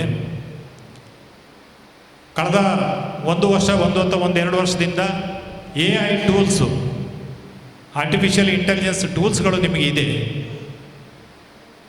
ಮತ್ತೆ ಯಾಕೆ ನಿಮಗೆ ಅಡಿಷನಲ್ ಸಿಬ್ಬಂದಿಗಳು ಬೇಕು ಅನ್ನೋದು, ಇದು ನಿಜವಾಗಿ ನೀವು ಕೇಳಿಕೊಳ್ಬೇಕಾದ ಪ್ರಶ್ನೆ. ಇಷ್ಟೆಲ್ಲ ಆಧುನಿಕ ಟೂಲ್ಸ್ ಬಂದ ನಂತರ ಸಹ ಸಿಬ್ಬಂದಿಗಳ ಸಂಖ್ಯೆ ಸಹ ಅದೇ ಇರಬೇಕು ಅಂತ ನಾವು ನಿರೀಕ್ಷೆ ಮಾಡೋದು ಹೇಗೆ? ಕಡಿಮೆ ಆಗಲೇಬೇಕಲ್ಲ. ಇವತ್ತೊಂದು ಕಂಪ್ಯೂಟರ್ ಇದೆ ಅಂತ ಹೇಳಿದರೆ 4 ಜನರ ಕೆಲಸವನ್ನು ಒಂದು ಕಂಪ್ಯೂಟರ್ ಮಾಡ್ತದೆ ಅಂತ ಹೇಳಿದರೆ, ನಾವು 4 ಜನ ಇದ್ದು 4 ಕಂಪ್ಯೂಟರ್ ಇಟ್ಕೊಂಡ್ರೆ ಏನೂ ಉಪಯೋಗ ಆಗಲಿಲ್ಲ. ಒಬ್ಬ ವ್ಯಕ್ತಿಯ ಎಫಿಷಿಯನ್ಸಿ ಅನ್ನೋದು ಆ ಒಂದು ಕಂಪ್ಯೂಟರಿಂದ ಇನ್ಕ್ರೀಸ್ ಆಗಬೇಕು. He or she should be able to do 4 people's work. ಅದು ಮಾಡಲಿಕ್ಕೆ ಸಾಮರ್ಥ್ಯ ಇದೆ ಅಂತ ಹೇಳಿದರೆ ನಾವು ಆ ತಂತ್ರಜ್ಞಾನವನ್ನು ಸರಿಯಾಗಿ ಬಳಸ್ಕೊಂಡಿದ್ದೀವಿ ಅಂತ ಅರ್ಥ. ಇಲ್ಲ ಅಂದರೆ ನಾವು ಆ ತಂತ್ರಜ್ಞಾನವನ್ನು ಸರಿಯಾಗಿ ಬಳಸ್ಕೊಂಡಿಲ್ಲ ಅಂತ ಅರ್ಥ. ಇವತ್ತು ನಿಮ್ಮಲ್ಲಿ ಸಾಕಷ್ಟು ಮಂದಿ ಕೇಸ್ ವರ್ಕರ್ಸು, ನಮ್ಮ ಎಂಪ್ಲಾಯೀಸ್ಗಳು ಎಲ್ಲರೂ ಹೆಚ್ಚಿನವರೆಲ್ಲ ಕೇಸ್ ವರ್ಕರ್ಸ್. ತುಂಬ ಮಂದಿ ಕೇಸ್ ವರ್ಕರ್ಸು ನೀವು ಫೈಲನ್ನ ಪುಟಪ್ ಮಾಡ್ತೀರಿ. ಕಾಲೇಜಿಂದ ಯಾವುದೋ ಒಂದು ಲೆಟ್ರ್ ಬರ್ತದೆ ಅಥವಾ ವಿದ್ಯಾರ್ಥಿಯಿಂದ ಯಾವುದೋ ಒಂದು ಲೆಟ್ರ್ ಬರ್ತದೆ. ಆ ಲೆಟ್ರ್ ಬಂದದ್ದನ್ನು ನೀವು ಪುಟಪ್ ಮಾಡಲಿಕ್ಕೇ you take lot of time. ಅದೇನು ಬರೆದಿದ್ದಾನೆ ಅದು ಓದಿ ಅರ್ಥ ಮಾಡಿಕೊಂಡು ನೀವು ಟೈಪ್ ಮಾಡಿ ನೀವು ಕಳಿಸ್ಬೇಕು. ಅದಾದ ನಂತರ ನಮ್ಮಲ್ಲಿ ಒಂದು ಲಾಂಗ್ ಪ್ರೋಸೆಸ್ ಇದೆ. ಏನೋ ಕೇಸ್ ವರ್ಕರ್ ಬರೆದಿರೋದು, ಸೂಪರ್ಡೆಂಟ್ ಬರೆದಿದ್ದು, ಎ ಆರ್ ಬರೆದಿದ್ದು, ಡಿ ಆರ್ ಬರೆದು, ರಿಜಿಸ್ಟ್ರಾರ್ ಬರೆದಿದ್ದು, VC. ಸೊ 5-6 ಸ್ಟೇಜಸ್ ಬರ್ತದೆ. ಸೊ ಅಷ್ಟು ಮಟ್ಟಿಗೆ ವಿಳಂಬ ಆಗ್ತದೆ. ಸರಿಯಾಗಿ ನೀವು ನಿಮಗೆ ಲಭ್ಯವಿರೋ AI ಟೂಲ್ಸ್ ಯೂಸ್ ಮಾಡಿಕೊಂಡ್ರೆ ಒಂದು ಲೆಟ್ರ್ ಬಂದರೆ ಆ ಲೆಟ್ರನ್ನ ಕಂಟೆಂಟನ್ನು ನೀವು ಸುಮ್ಮನೆ ಓದಿ ಹೇಳಿದರೆ ನಿಮ್ಮ software will prepare A letter. ನಾವೆಷ್ಟು ಮಂದಿ ಅದನ್ನು ಮಾಡ್ತೀವಿ? ನೀವು ಬೇರೆ ಏನೂ ಮಾಡೋದು ಬೇಡ, ನಿಮ್ಮ ಕನ್ನಡ ಇರ್ಬೋದು, ಇಂಗ್ಲೀಷ್ ಇರ್ಬೋದು, ನಾವೆಷ್ಟು ಮಂದಿ ಅದನ್ನು ಬಳಸ್ತಾ ಇದ್ದೀವಿ. ಯಾರು ಸಹ ಬೇಕಾದ್ರೆ ಮಾಡ್ಬೋದು. ಇನ್ಕ್ಲೂಡಿಂಗ್ ನಿಮ್ಮ ವಾಟ್ಸಪ್ಪಲ್ಲೇ ನಿಮಗೆ AI ಸಿಗ್ತದೆ, ಕನ್ನಡ ಸಿಗ್ತದೆ, ಇಂಗ್ಲೀಷ್ ಸಿಗ್ತದೆ. ಎಷ್ಟು ಮಂದಿ ಟ್ರೈ ಮಾಡಿದ್ರಿ? ಚಾಟ್ GPT ಹೋದರೆ ನಿಮಗೆ ಸಿಗ್ತದೆ, ನೀವು ಏನು ಕೇಳಿದ್ರೆ ಅದು ಮಾಡಿ ಕೊಡ್ತದೆ. ಬಟ್ ಎಷ್ಟು ಮಂದಿ ನೀವು ಅದನ್ನು ಒಂದು ಚಾಟ್ GPTಯಲ್ಲಿ ಒಂದು ಎಕ್ಸೆಲ್ ಫಾರ್ಮ್ಯಾಟ್ ಮಾಡೋಕೆ ಕಲ್ತಿದ್ರಿ? ಚಾಟ್ GPT ಬಳಸ್ಕೊಂಡು ಒಂದು ಲೆಟ್ರನ್ನು, ಚಾಟ್ GPTಯಲ್ಲಿ ಲೆಟ್ರ್ ಟೈಪ್ ಮಾಡಿಸೋದಿದೆಯಲ್ಲ, ಅದು ಚಾಟ್ GPT ದೃಷ್ಟಿಯಲ್ಲಿ ಅತ್ಯಂತ ನಿಕೃಷ್ಟವಾದ ಕೆಲಸ, ಒಂದು ಅತ್ಯಂತ ಆರ್ಡಿನರಿ. ABCD ಕಲ್ತದಲ್ಲ, A ಕಲ್ತಾಗೆ BCD ಕಲ್ತಾಗೂ ಅಲ್ಲ, ಅಷ್ಟು ಸರಳವಾದ ಕೆಲಸ ಚಾಟ್ GPT. ನೀವು ನಿಮ್ಮ ವಾಟ್ಸಪ್ ಓಪನ್ ಮಾಡಿಕೊಂಡು ಮೆಟಾದಲ್ಲಿ ಹೋಗಿ ಹಾಕಿ, ಮೆಟಾ ಅಲ್ಲ ಅದೇನು ಇದು ಬರ್ತದೆ, ಅದರಲ್ಲಿ ಕೇಳಿ ನನಗೆ ಈ ರೀತಿ ಒಂದು ಲೆಟರ್ ರೆಡಿ ಮಾಡಿ ಕೊಡು ಅಂತ ವಿಷಯ ಹೇಳಿ, ಅದು ಲೆಟರ್ ರೆಡಿ ಮಾಡಿ ಕೊಡ್ತದೆ. ನೀವೇನಿಲ್ಲ, ಅದನ್ನು ಕಟ್ ಆ್ಯಂಡ್ ಪೇಸ್ಟ್ ಮಾಡಿ ನಿಮ್ಮ ಸಿಸ್ಟಮ್ ಹಾಕಿದ್ರೆ ಪ್ರಿಂಟ್ ತೆಗೆದ್ರೆ ಆಯಿತು. ನೀವು ಅದು ಇಟ್ಕೊಂಡ್ಬಿಟ್ಟು ಇವತ್ತು ಬಂತು, ಅರ್ಥ ಆಗಲಿಲ್ಲ, ಓದಿಟ್ರಿ, ನಾಳೆ ಓದಿಟ್ರಿ, ನಾಡ್ದು 3 ದಿವಸ ಆದ ನಂತರ ಕೇಳಿದ ನಂತರ ಅದು ಪುಟಪ್ ಮಾಡೋ ಪ್ರಶ್ನೆ ಇಲ್ಲ. And this is how the machine intelligence have invaded every organisation. ಆ ರೀತಿ ವ್ಯವಸ್ಥೆ ಬಂದಿದೆ. ಬಟ್ ನಾವು ಅದಕ್ಕೆ ಎಷ್ಟು ಮಂದಿ ಅಡಾಪ್ಟ್ ಆಗಿದ್ದೀವಿ, ಎಷ್ಟು ಮಂದಿ ಅದನ್ನು ಬಳಸ್ಕೊಳ್ಳಿ ಕಲ್ತಿದ್ದೀವಿ? ಎಲ್ಲ ಹೆಚ್ಚು ಕಮ್ಮಿ ಇಲ್ಲಿದ್ದವರೆಲ್ಲರೂ ಗ್ರ್ಯಾಜುಯೇಟ್ಸ್ಗಳು, there is no doubt about it. And most of you may have post graduate degree. ಎಷ್ಟು ಮಂದಿ ಗ್ರ್ಯಾಜುಯೇಟ್ಸ್ಗಳು ಈ ರೀತಿಯ ಆಧುನಿಕ ತಂತ್ರಜ್ಞಾನವನ್ನು ನಿಮಗಿದೆಲ್ಲ ಏನು ನಿಮ್ಮ ಸೂಪರಿಂಟೆಂಡೆಂಟ್ ಹೇಳಬೇಕು, ನಿಮ್ಮ AR ಹೇಳಬೇಕಂತೆಲ್ಲ ನೀವು ಬಳಸ್ಕೊಳ್ಳಿಕ್ಕೆ ಕಲ್ತಿದ್ದೆ. ಈ ಬದಲಾವಣೆ ಯಾರು ತರಬೇಕಾಗಿದೆ? ನಾವು ತರಬೇಕಾಗಿದೆ. ಎರಡನೇದು, ಇವತ್ತು ಸಾಕಷ್ಟು ಹೆಚ್ಚಿಂದೆಲ್ಲ ಆಲ್ಮೋಸ್ಟ್ ವೆರಿ ಫ್ಯೂ ಮಾತ್ರ ನಮಗೆ ಹಾರ್ಡ್ ಕಾಪಿ ಬರ್ತದೆ, ಉಳಿದಿದ್ದೆಲ್ಲ ಇಮೇಲಲ್ಲಿ ಬರ್ತದೆ. ಇಮೇಲಲ್ಲಿ ಬಂದ ರಿಕ್ವೆಸ್ಟ್ಗಳಿಗೆ ನಾವು ಎಷ್ಟು ಬಾರಿ ಇಮೇಲಲ್ಲೇ ಆನ್ಸರ್ ಕೊಟ್ಟು ಅದನ್ನಲ್ಲಿ ಕ್ಲೋಸ್ ಮಾಡ್ತೀವಿ? ವಿ ನೆವರ್ ಡೂ ದ್ಯಾಟ್ ಅಲ್ವಾ? ನಾವು ಮಾಡೋದಿಲ್ಲ. ಇಮೇಲ್ ಉತ್ತರ ಕೊಟ್ಬಿಟ್ರೆ ಯಾರು ಕೊಡಬೇಕು? ನಾನು ಕೊಟ್ಟರ ಕಡೆಗೆ ನನಗೆ ಏನಾದರೂ ಪನಿಷ್ಮೆಂಟ್ ಆದರೆ ನನಗೆ ಅದೇ ಅಧಿಕಾರ ಇದೆಯಾ, ಅಥಾರಿಟಿ ಇದೆಯಾ? KCSRನಲ್ಲಿ ಒಂದು ಮಾತು ಹೇಳ್ತದೆ. KCSR ರೂಲ್ಸಲ್ಲಿ, ಕಂಡಕ್ಟ್ ರೂಲ್ಸಲ್ಲಿ ಒಂದು ಇದು ಬರ್ತದೆ, ಸ್ಟೇಟ್ಮೆಂಟ್ ಬರ್ತದೆ. ಮೇಲಧಿಕಾರಿಗಳ ಲಿಖಿತ ಆದೇಶ ಇಲ್ಲದೆ, ನಿಮ್ಮ ಜವಾಬ್ದಾರಿ ಇಲ್ಲದೆ ಯಾವುದೇ ಕೆಲಸವನ್ನು ನೀವು ಮಾಡಬಾರ್ದು. ಅಥವಾ ನಿಮ್ಗೆ ಯಾವ ವಿಷಯದಲ್ಲಿ ಅಧಿಕಾರ ಅಲಾಟ್ ಆಗಿಲ್ಲ, ಡೆಲಿಗೇಟ್ ಆಗಿಲ್ಲ, ಆ ಡೆಲಿಗೇಟ್ ಆಗಿಲ್ಲದ ಅಧಿಕಾರವನ್ನು ಮೇಲಧಿಕಾರಿಗಳು ಹೇಳಿದಾರಂತ ನೀವು ಮಾಡಬಾರ್ದು. ಇವನ್ ಅವರು ಮೌಖಿಕವಾಗಿ ಹೇಳಿದರು, ನಂತರ ಅವರದ್ರ ರಿಟರ್ನಲ್ಲಿ ತೊಗೊಂಡ್ಬಿಟ್ಟು ನೀವು ಮಾಡಬೇಕು ಅನ್ನೋದು. ಇದು ಯಾಕೆ ಕೇಳಿದರೆ, ಅಧಿಕಾರದ ದುರುಪಯೋಗ ಆಗಬಾರ್ದು. ರಿಜಿಸ್ಟ್ರಾರ್ ಹೀಗೆ ಹೇಳಿದ್ದಾರೆ, ಆದ್ದರಿಂದ ನಾನು ಇದೇನೋ ಒಂದು ಮಾಡಿ ಕಳಿಸ್ಬಿಡ್ತೀನಿ ಅನ್ನುವಂಥದ್ದು ಇಲ್ಲ. ರಿಜಿಸ್ಟ್ರಾರ್ ಹೇಳಿದರೆ ರಿಜಿಸ್ಟ್ರಾರ್ ನಾಳೆ ರೈಟಿಂಗ್ನಲ್ಲಿ ಕೊಡ್ತಾರೆ, VC ಅವರು ಹೇಳಿದ್ರು VC ರೈಟಿಂಗ್ ಕೊಡ್ತಾರೆ. ಇದು ದುರುಪಯೋಗ ಆಗದಿದ್ದಂಗೆ ನೋಡ್ಕೊಳ್ಳಿಕ್ಕೆ ಇರುವಂಥ ಒಂದು ಕ್ಲಾಸ್. ಆ ಕ್ಲಾಸ್ನಲ್ಲಿ ಅದು ಮತ್ತು ಭಾಳ ಮಂದಿ ಇದನ್ನು ಮಿಸ್ಯೂಸ್ ಮಾಡ್ತಾರಂತನೂ ಅದರಲ್ಲೇ ಕೆಳಗಡೆ ಇನ್ನೊಂದು ಸ್ಟೇಟ್ಮೆಂಟ್ ಬರ್ತದೆ. ಆದರೆ ನಿಮಗೆ ಅಧಿಕೃತವಾಗಿ ಡೆಲಿಗೇಟ್ ಆಗಿರುವ ವಿಷಯದಲ್ಲಿ ಅನಗತ್ಯವಾಗಿ ಮೇಲಧಿಕಾರಿಗಳ ಲಿಖಿತ ಅನುಮೋದನೆಗೆ ಕಾಯಬೇಡಿ. ಯಾಕಂದ್ರೆ ಅದು ನಿಮ್ಮ ಕೆಲಸ. ಅದು ಆ್ಯಸ್ AR ಆಗಿ, ಆ್ಯಸ್ DR ಆಗಿ, ಆ್ಯಸ್ ಸೂಪರಿಂಟೆಂಡೆಂಟ್ ಆಗಿ, ಇಟ್ಸ್ ಯುವರ್ ರೆಸ್ಪಾನ್ಸಿಬಿಲಿಟಿ. ಅಲ್ಲಿ ನೀವು ಮೇಲಧಿಕಾರಿಗಳ ಆದೇಶಕ್ಕೆ ಕಾಯಬೇಡಿ ಅನ್ನುವಂಥ. ನಮ್ಮ KCSR ಸಹ ಸುಮ್ಮನೆ ಅದು KCSR ಆಗಿ ಇಷ್ಟು ವರ್ಷ ಕಾಯ್ದುಕೊಂಡು ಬರಲಿಲ್ಲ. ಎಲ್ಲ ಪ್ರೊವಿಷನನ್ನು ಕೊಟ್ಟಿದ್ದಾರೆ. ಆದರೆ ನಾವು ಜವಾಬ್ದಾರಿ ತಗೊಳ್ಳದೇ ಇದ್ದಾಗ, ಎಲ್ಲದನ್ನು ಮೇಲಧಿಕಾರಿಗಳ ಮೇಲಕ್ಕೆ ಹಾಕಿ ಬಿಟ್ಟಾಗ ಸಮಸ್ಯೆಗಳು ಬರ್ತವೆ. ಮತ್ತು ನಾವು ಯಾವುದೇ ರೆಸ್ಪಾನ್ಸಿಬಿಲಿಟಿ ಇಲ್ಲದ ವ್ಯವಸ್ಥೆ ಬರ್ತದೆ. ಎಷ್ಟು ಮಂದಿ ಸಿಬ್ಬಂದಿಗಳಿಗೆ ಆ ರೀತಿಯ ಒಂದು ವ್ಯವಸ್ಥೆ ಇದೆ, ಇದು ನನ್ನ ಜವಾಬ್ದಾರಿ, ಇದು ನಾನು ಮಾಡಬೇಕಾಗಿರುವಂಥದ್ದು, I don't have to wait for somebody else to say that it's my duty ಅನ್ನುವಂಥದ್ದು ಇವತ್ತಿದೆ. ಆ ಪ್ರಜ್ಞೆ ನಮ್ಮಲ್ಲಿ ಇದ್ದರೆ ನಮಗೆ ಕೆಲಸ ಮಾಡೋದು ಕಷ್ಟ ಆಗೋದಿಲ್ಲ. ಆ ಪ್ರಜ್ಞೆ ನಮ್ಮಲ್ಲಿ ಜಾಗೃತ ಆಗಿರಬೇಕು. ಸಾಕಷ್ಟು ಮಂದಿ ನಮಗೆ ಪ್ರಮೋಷನ್ ಬರಲಿಲ್ಲ, ಪ್ರಮೋಷನ್ ಕೊಟ್ಟಿಲ್ಲ ಅಂತ ಹೇಳುವಂಥ. ಪ್ರಮೋಷನ್ ಕೊಟ್ಟಿಲ್ಲ, ಪ್ರಮೋಷನ್ ಬರಲಿಲ್ಲ. ಬಹುಶಃ ಕಳೆದ 1.5-2 ವರ್ಷದಲ್ಲಿ ಎಷ್ಟು ಪ್ರಮೋಷನ್ಗಾಗಿ ಎಷ್ಟು ಗಲಾಟೆ ಆಯಿತು. ನಮ್ಮ ಸಂಘದವರು ಸಹ ಎಷ್ಟು ಹೋರಾಟ ಮಾಡಿದರು, ಕೇಳಿದರು, ಎಲ್ಲದೂ ತಮಗೆ ಗೊತ್ತಿದೆ. ಅದಾದ ನಂತರ ಸಾಕಷ್ಟು ಮಂದಿ ಪ್ರಮೋಷನ್ ಆಯಿತು. ಮತ್ತು ಈಗ ಇತ್ತೀಚೆಗೆ ಸಹ ಬಹುಶಃ ಕಳೆದ ತಿಂಗಳಲ್ಲೂ ಸಹ ಇನ್ನೊಂದು ಪ್ರಮೋಷನ್ ಆಯಿತು. ಪ್ರಮೋಷನ್ ಆದ ನಂತರ ನಮ್ಮ ಜವಾಬ್ದಾರಿ ಏನು? ಆ ಪ್ರಮೋಷನ್ ಆದ ಹುದ್ದೆಗೆ ಸರಿಯಾದ ನ್ಯಾಯವನ್ನು ನಾನು ಕೊಡ್ತಾ ಇದ್ದೀನಾ? ನಾನು ಹೆಚ್ಚುವರಿ ಜವಾಬ್ದಾರಿಯನ್ನು ನಿರ್ವಹಿಸ್ತಾ ಇದ್ದೀನಾ ಅನ್ನುವಂಥದ್ದು. ಅದನ್ನು ನಾವು ಮಾಡಬೇಕು. ಅದನ್ನು ನಿಮ್ಗೆ ಯಾರೇ ಹೇಳಿ ಮಾಡುವಂಥದ್ದಲ್ಲ. ನೀವು ಇವತ್ತು ಜಾಸ್ತಿ ದೂರದ ಎಕ್ಸಾಂಪಲ್ ಬೇಡ, ನೀವು ಲೋಕಲ್ ಎಕ್ಸಾಂಪಲ್ ತೊಗೊಳ್ಳಿ. ಯಾವುದೋ ಒಂದು ಪ್ರೈವೇಟ್ ಎಸ್ಟಾಬ್ಲಿಷ್ಮೆಂಟಲ್ಲಿ ನಿಮ್ಮ ಮನೆಯವರು ಯಾರಾದರೂ ಕೆಲಸ ಮಾಡ್ತಿರ್ತಾರೆ, ಎಷ್ಟು ಗಂಟೆಗೆ ಹೋಗ್ತಾರೆ, ಎಷ್ಟು ಗಂಟೆವರೆಗೆ ಕೆಲಸ ಮಾಡ್ತಾರೆ, ರಜಾ ದಿವಸಗಳಲ್ಲಿ ಕಚೇರಿ ಕೆಲಸ ಕರೆ ಒಲೆ ಬಂದರೆ ಹೇಗೆ ರೆಸ್ಪಾಂಡ್ ಮಾಡ್ತಾರೆ, ನಾವು ಅದೇ ರೀತಿ ಮಾಡ್ತಾ ಇದ್ದೀವಿ ಅನ್ನೋದು. ಎಲ್ಲಿವರೆಗೆ ಇದು ನನ್ನ ಜವಾಬ್ದಾರಿ, ಇದು ನನ್ನ ಕಚೇರಿ, ಇದು ನಮ್ಮ ಕಚೇರಿ ಅನ್ನುವಂಥ ಪ್ರಜ್ಞೆ ನಾವು ಬೆಳೆಸ್ಕೊಳ್ಳೋದಿಲ್ಲ. ಮತ್ತು ಇದು ನನ್ನ ರೆಸ್ಪಾನ್ಸಿಬಿಲಿಟಿ, ನನಗೆ ಬೇರೆಯವ್ರಿಗೆ ಹೇಳಿ ಕೆಲಸ ಮಾಡಬೇಕಾದ ಅಗತ್ಯ ಇಲ್ಲ, ನನಗೆ ಗೊತ್ತಿದೆ ನಾನು ಏನು ಮಾಡಬೇಕು ಮತ್ತು ಅದನ್ನು ನಾನು ಮಾಡಿಯೇ ಮಾಡ್ತೀನಿ. ಬೇರೆಯವರು ಮಾಡ್ತಾರೆ ಇಲ್ಲೋ ಅದು ಬೇರೆ ಪ್ರಶ್ನೆ, ನಾನು ಮಾಡ್ತೀನಿ, ಅವ್ರು ಮಾಡ್ದಂಗೆ ನಾನು ಮಾಡಬೇಕಂತಿಲ್ಲ. ಈ ಜಾಗೃತಿ ಏನಿದೆ ಅದು ನಮ್ಮ ಎಂಪ್ಲಾಯೀಸಲ್ಲಿ ಸತತವಾಗಿರಬೇಕು. ಆ ರೀತಿಯ ಒಂದು ಜಾಗೃತಿ ಮತ್ತು ಪ್ರಜ್ಞೆ ನಮ್ಮಲ್ಲಿ ಇದ್ದರೆ ಬಹುಶಃ ನಮಗೆ ಏನು ವಿಶ್ವವಿದ್ಯಾಲಯದಲ್ಲಿ ಕೆಲಸ ಮಾಡುವಂಥದ್ದು, ವಿಶ್ವವಿದ್ಯಾಲಯದಲ್ಲಿ ಬರುವಂಥ ಸಮಸ್ಯೆಗಳನ್ನು ಸಾಲ್ವ್ ಮಾಡುವಂಥದ್ದು ಅಷ್ಟು ಕಷ್ಟ ಅಲ್ಲ. ಎಂಪ್ಲಾಯೀಸ್ ಯೂನಿಯನ್ ಆಗಿ ನಾವು ಇನ್ನೊಂದು ಮಾತನ್ನು ನಿಮಗೆ ಈ ಸಂದರ್ಭದಲ್ಲಿ ಹೇಳಿಕ್ಕೆ ಬಿಡ್ತೇನೆ. ಇವತ್ತು ನಾವೆಲ್ಲ ಹೇಳಿದ ನಂತರ ಸಾಕಷ್ಟು ಡೆಲಿಗೇಷನ್ನು ಒಂದಿಷ್ಟು ಪ್ರಯತ್ನ ಪಟ್ಟಿದ್ವಿ, ಒಂದಿಷ್ಟು ಆಗಿದೆ. ಒಂದಿಷ್ಟು ಡೆಲಿಗೇಷನನ್ನು ಮಾಡಿಸ್ಕೊಳ್ಳಿ ಅಧಿಕೃತವಾಗಿ ಕೂತ್ಕೊಂಡು. ಡೆಲಿಗೇಷನ್ ಮಾಡಿದ ತಕ್ಷಣ ಏನಾಗುತ್ತೆ, ಮೇಲಧಿಕಾರಿಗಳಿಗೆ ಏನಿರ್ತದೆ ಅಂತ ಹೇಳಿದರೆ, ಡೆಲಿಗೇಷನ್ ಮಾಡಿದ ತಕ್ಷಣ ನಾನು ಅಧಿಕಾರ ಕಮ್ಮಿ ಆಯಿತು, ನನ್ನ ಸೂಪರ್ ಸೀಟ್ ಮಾಡಿದ್ದಾರೆ ಅನ್ನುವಂಥ. No, delegation will improve efficiency, delegation will save you time, delegation will save you resources. ಮತ್ತು ಎಲ್ಲಕ್ಕಿಂತ ಮುಖ್ಯವಾಗಿ ನೀವು ಇವತ್ತು ಒಬ್ಬ ಕೇಸ್ ವರ್ಕರ್ ಇದ್ದವರು ಸೂಪರಿಂಟೆಂಡೆಂಟ್ ಆದಾಗ, ಅಥವಾ ಒಬ್ಬ ಸೂಪರಿಂಟೆಂಡೆಂಟ್ ಇದ್ದವರು AR ಆದಾಗ ನಮ್ಮ ಜವಾಬ್ದಾರಿ ಏನು? ಕೇವಲ ರೋಲ್ ಡೆಸಿಗ್ನೇಷನ್ ಚೇಂಜ್ ಆಯಿತು, ಮೇ ಬಿ ಸಮ್ ಸ್ಯಾಲ್ರಿ ಮಾತ್ರ ಹೈಕ್ ಆಯಿತು ಅಲ್ಲ. ನನ್ನ ರೆಸ್ಪಾನ್ಸಿಬಿಲಿಟಿ ಬರಬೇಕು. ಯಾವುದೇ ಒಬ್ಬ ಮನುಷ್ಯನಿಗೆ ಖುಷಿ ಕೊಡುವಂಥದ್ದು, ನಾನೇನೋ ಒಂದು ಒಳ್ಳೆ ಕೆಲಸ ಮಾಡಿದ್ದೀನಿ, ನಾನು ಯಾರೋ ಒಬ್ಬರಿಗೆ ಹೆಲ್ಪ್ ಮಾಡಿದ್ದೀನಿ ಅನ್ನುವಂಥದ್ದು. ಆ ಫೀಲಿಂಗ್ ಬರಬೇಕಂತ ಹೇಳಿದ್ರೆ you should have some responsibility, some ಜವಾಬ್ದಾರಿ ಇರಬೇಕು. ಜವಾಬ್ದಾರಿ ಇಲ್ಲದೆ ಇಲ್ಲ, ನನಗಿದು ಬಂತು, ಫೈಲ್ A ಬಂತು, ಫೈಲ್ A ಮುಂದಕ್ಕೆ ಹೋಯ್ತು, ಫೈಲ್ B ಬಂತು, ಫೈಲ್ B ಮುಂದಕ್ಕೆ ಹೋಯ್ತು. ನೋ, ಅದು ನಿಮ್ಮನ್ನು ಕೇವಲ ಟಿಪಿಕಲ್ ಮೆಕ್ಯಾನಿಕಲ್ ಪ್ರೋಸೆಸ್ಸಿಗೆ ಒಳಪಡ್ತದೆ. ಆವಾಗ ನಿಮಗೆ you don't feel that you own the system. We must own the system. ಇದು ನನ್ನ ಯೂನಿವರ್ಸಿಟಿ, ಇದು ನನ್ನ ಜವಾಬ್ದಾರಿ, ಇದು ನನ್ನ ವ್ಯವಸ್ಥೆ ಅನ್ನುವಂಥದ್ದು. ಇವತ್ತು ಸಹ ನಾನೀಗ ನಿವೃತ್ತಿಯಾಗಿ 6 ತಿಂಗಳಾದ್ರೂ ವಿಶ್ವವಿದ್ಯಾಲಯಕ್ಕೆ ಸಂಬಂಧಪಟ್ಟಾಗ ಯಾವುದೇ ಒಂದು ವಿಷಯ ನನಗೆ ಕಿವಿ ಬಂದರೆ, ಅಥವಾ ಯಾರಾದರೂ ವಾಟ್ಸಪ್ನಲ್ಲಿ ಏನಾದರೂ ಫಾರ್ವರ್ಡ್ ಹಾಕಿದರೆ ಕ್ಯೂರಿಯಾಸಿಟಿ ಬರ್ತದೆ, ಏನು ಎಂಥದ್ದು ಏನಾಗಿದೆ ಅನ್ನುವಂಥದ್ದು. ಸೊ ಆ ಒಂದು ಇನ್ವಾಲ್ವ್ಮೆಂಟ್ ಇದ್ದಾಗ ನಿಮಗೆ ಅದು ಬರ್ತದೆ. And that is not for the negative sense. So ಹಾಗಾಗಿ ಆ ಒಂದು ಜವಾಬ್ದಾರಿ ನಮ್ಮಲ್ಲಿ ಪ್ರತಿಯೊಬ್ಬರಿಗೂ ಬಂದರೆ ಇದು ನಮ್ಮ ವ್ಯವಸ್ಥೆ. ಇದು ನಾನು ಮೊದಲಿಂದಲೇ ಹೇಳ್ತಿದ್ದೆ, ನನ್ನ ಹಿಂದೆನೂ ಯೂನಿವರ್ಸಿಟಿ ಇತ್ತು, ನನ್ನ ನಂತರನೂ ಯೂನಿವರ್ಸಿಟಿ ಇರ್ತದೆ. ನಿಮ್ಮ ಮೊದಲು ಯೂನಿವರ್ಸಿಟಿ ಇತ್ತು, ನಿಮ್ಮ ನಂತರ ಯೂನಿವರ್ಸಿಟಿ ಇರ್ತದೆ. ಯೂನಿವರ್ಸಿಟಿ ಕಾಯಂ, ಯೂನಿವರ್ಸಿಟಿ ಪರ್ಮನೆಂಟ್. ನೀವೆಲ್ಲ ಬಂದು ಹೋಗೋರು.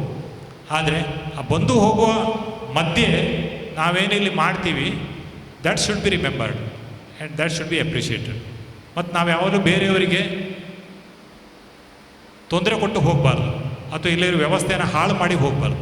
ಸೊ ಇದು ನಮ್ಮಲ್ಲಿ, ಈ ಪ್ರಜ್ಞೆ ನಮ್ಮಲ್ಲಿ ಜಾಗೃತಿ ಇದ್ದರೆ ವಿಶ್ವವಿದ್ಯಾಲಯಗಳು ತಮ್ಮ ಸ್ವಂತಿಕೆಯನ್ನು ಉಳಿಸ್ಕೊಳ್ಳಿಕ್ಕೆ, ಸ್ವಾಯತ್ತತೆಯನ್ನು ಉಳಿಸ್ಕೊಳ್ಳಿಕ್ಕೆ ಸಾಧ್ಯ ಆಗ್ತದೆ. ಎಂಪ್ಲಾಯೀಸ್ ಯೂನಿಯನ್ನವರಿಗೆ ನಾನು ಮತ್ತೊಮ್ಮೆ ರಿಕ್ವೆಸ್ಟ್ ಮಾಡೋದು ಅಂತ ಹೇಳಿದರೆ, ಇವತ್ತು ನಾವು ಮಂಗಳೂರು ಯೂನಿವರ್ಸಿಟಿ ಮಾತ್ರ ಅಲ್ಲ ಕಷ್ಟದಲ್ಲಿರುವಂಥದ್ದು ಅಥವಾ ಸಮಸ್ಯೆ ಸವಾಲುಗಳನ್ನು ಎದುರಿಸ್ತಿರುವಂಥದ್ದು. ಕರ್ನಾಟಕದ ಯಾವುದೇ ಯೂನಿವರ್ಸಿಟಿಗಳನ್ನು ತೊಗೊಂಡ್ರೂ ಇದೇ ರೀತಿ ಸಮಸ್ಯೆ ಇದೆ. ನಿಮ್ಮಲ್ಲಿ ನೀವೀಗ ಇತ್ತೀಚೆಗೆ ತುಂಬ ಆ್ಯಕ್ಟಿವ್ ಆಗಿ, ಅಟ್ಲೀಸ್ಟ್ ಲಾಸ್ಟ್ 2 ಇಯರ್ಸಿಂದ ನಾನು ನೋಡ್ತಾ ಇದ್ದೀನಿ, ಎಸ್ಪೆಷಲಿ ಚಂದ್ರಶೇಖರ್ ಅವರು ನಮ್ಮಲ್ಲಿ ಇದರ ನಾಯಕತ್ವ ವಹಿಸ್ಕೊಂಡ ನಂತರ ಅವರವರು ಸ್ನೇಹಿತರು. ನೀವು ಬೆಂಗಳೂರು ಮಟ್ಟದಲ್ಲಿ ಡಿಸ್ಕಷನ್ಗೆ ಹೋಗ್ತೀರಿ. ವಿಶ್ವವಿದ್ಯಾಲಯ ಕೇವಲ ಎಂಪ್ಲಾಯೀಸನ್ನು ನೀವು ದೃಷ್ಟಿಯಲ್ಲಿ ಇಟ್ಕೊಂಡು ಹೋದರೆ ಹೇಗೇನು ಅದು ತುಂಬ ಮುಂದಕ್ಕೆ ತಗೊಂಡೋಗೋದಿಲ್ಲ. ವಿಶ್ವವಿದ್ಯಾಲಯದ ಸಮಸ್ಯೆಗಳನ್ನು ಎಂಪ್ಲಾಯೀಸ್ ಯೂನಿಯನ್ ಎತ್ಕೊಂಡಾಗ ಇದು ವಿಶ್ವವಿದ್ಯಾಲಯ ಸಮಸ್ಯೆ, ನೀವು ಇದನ್ನು ಸಹ ಪರಿಹರಿಸಿ, ಕ್ವೈಟ್ ನ್ಯಾಚುರಲಿ ನಾವು ಸಹ ಅದ್ರ ಜೊತೆಗೆ ಮುಂದೆ ಬರ್ತೀವಿ ಅನ್ನುವಂಥ ಒಂದು ಏನು ಥಿಂಕಿಂಗ್ ನಮ್ಮಲ್ಲಿ ಬರಬೇಕು.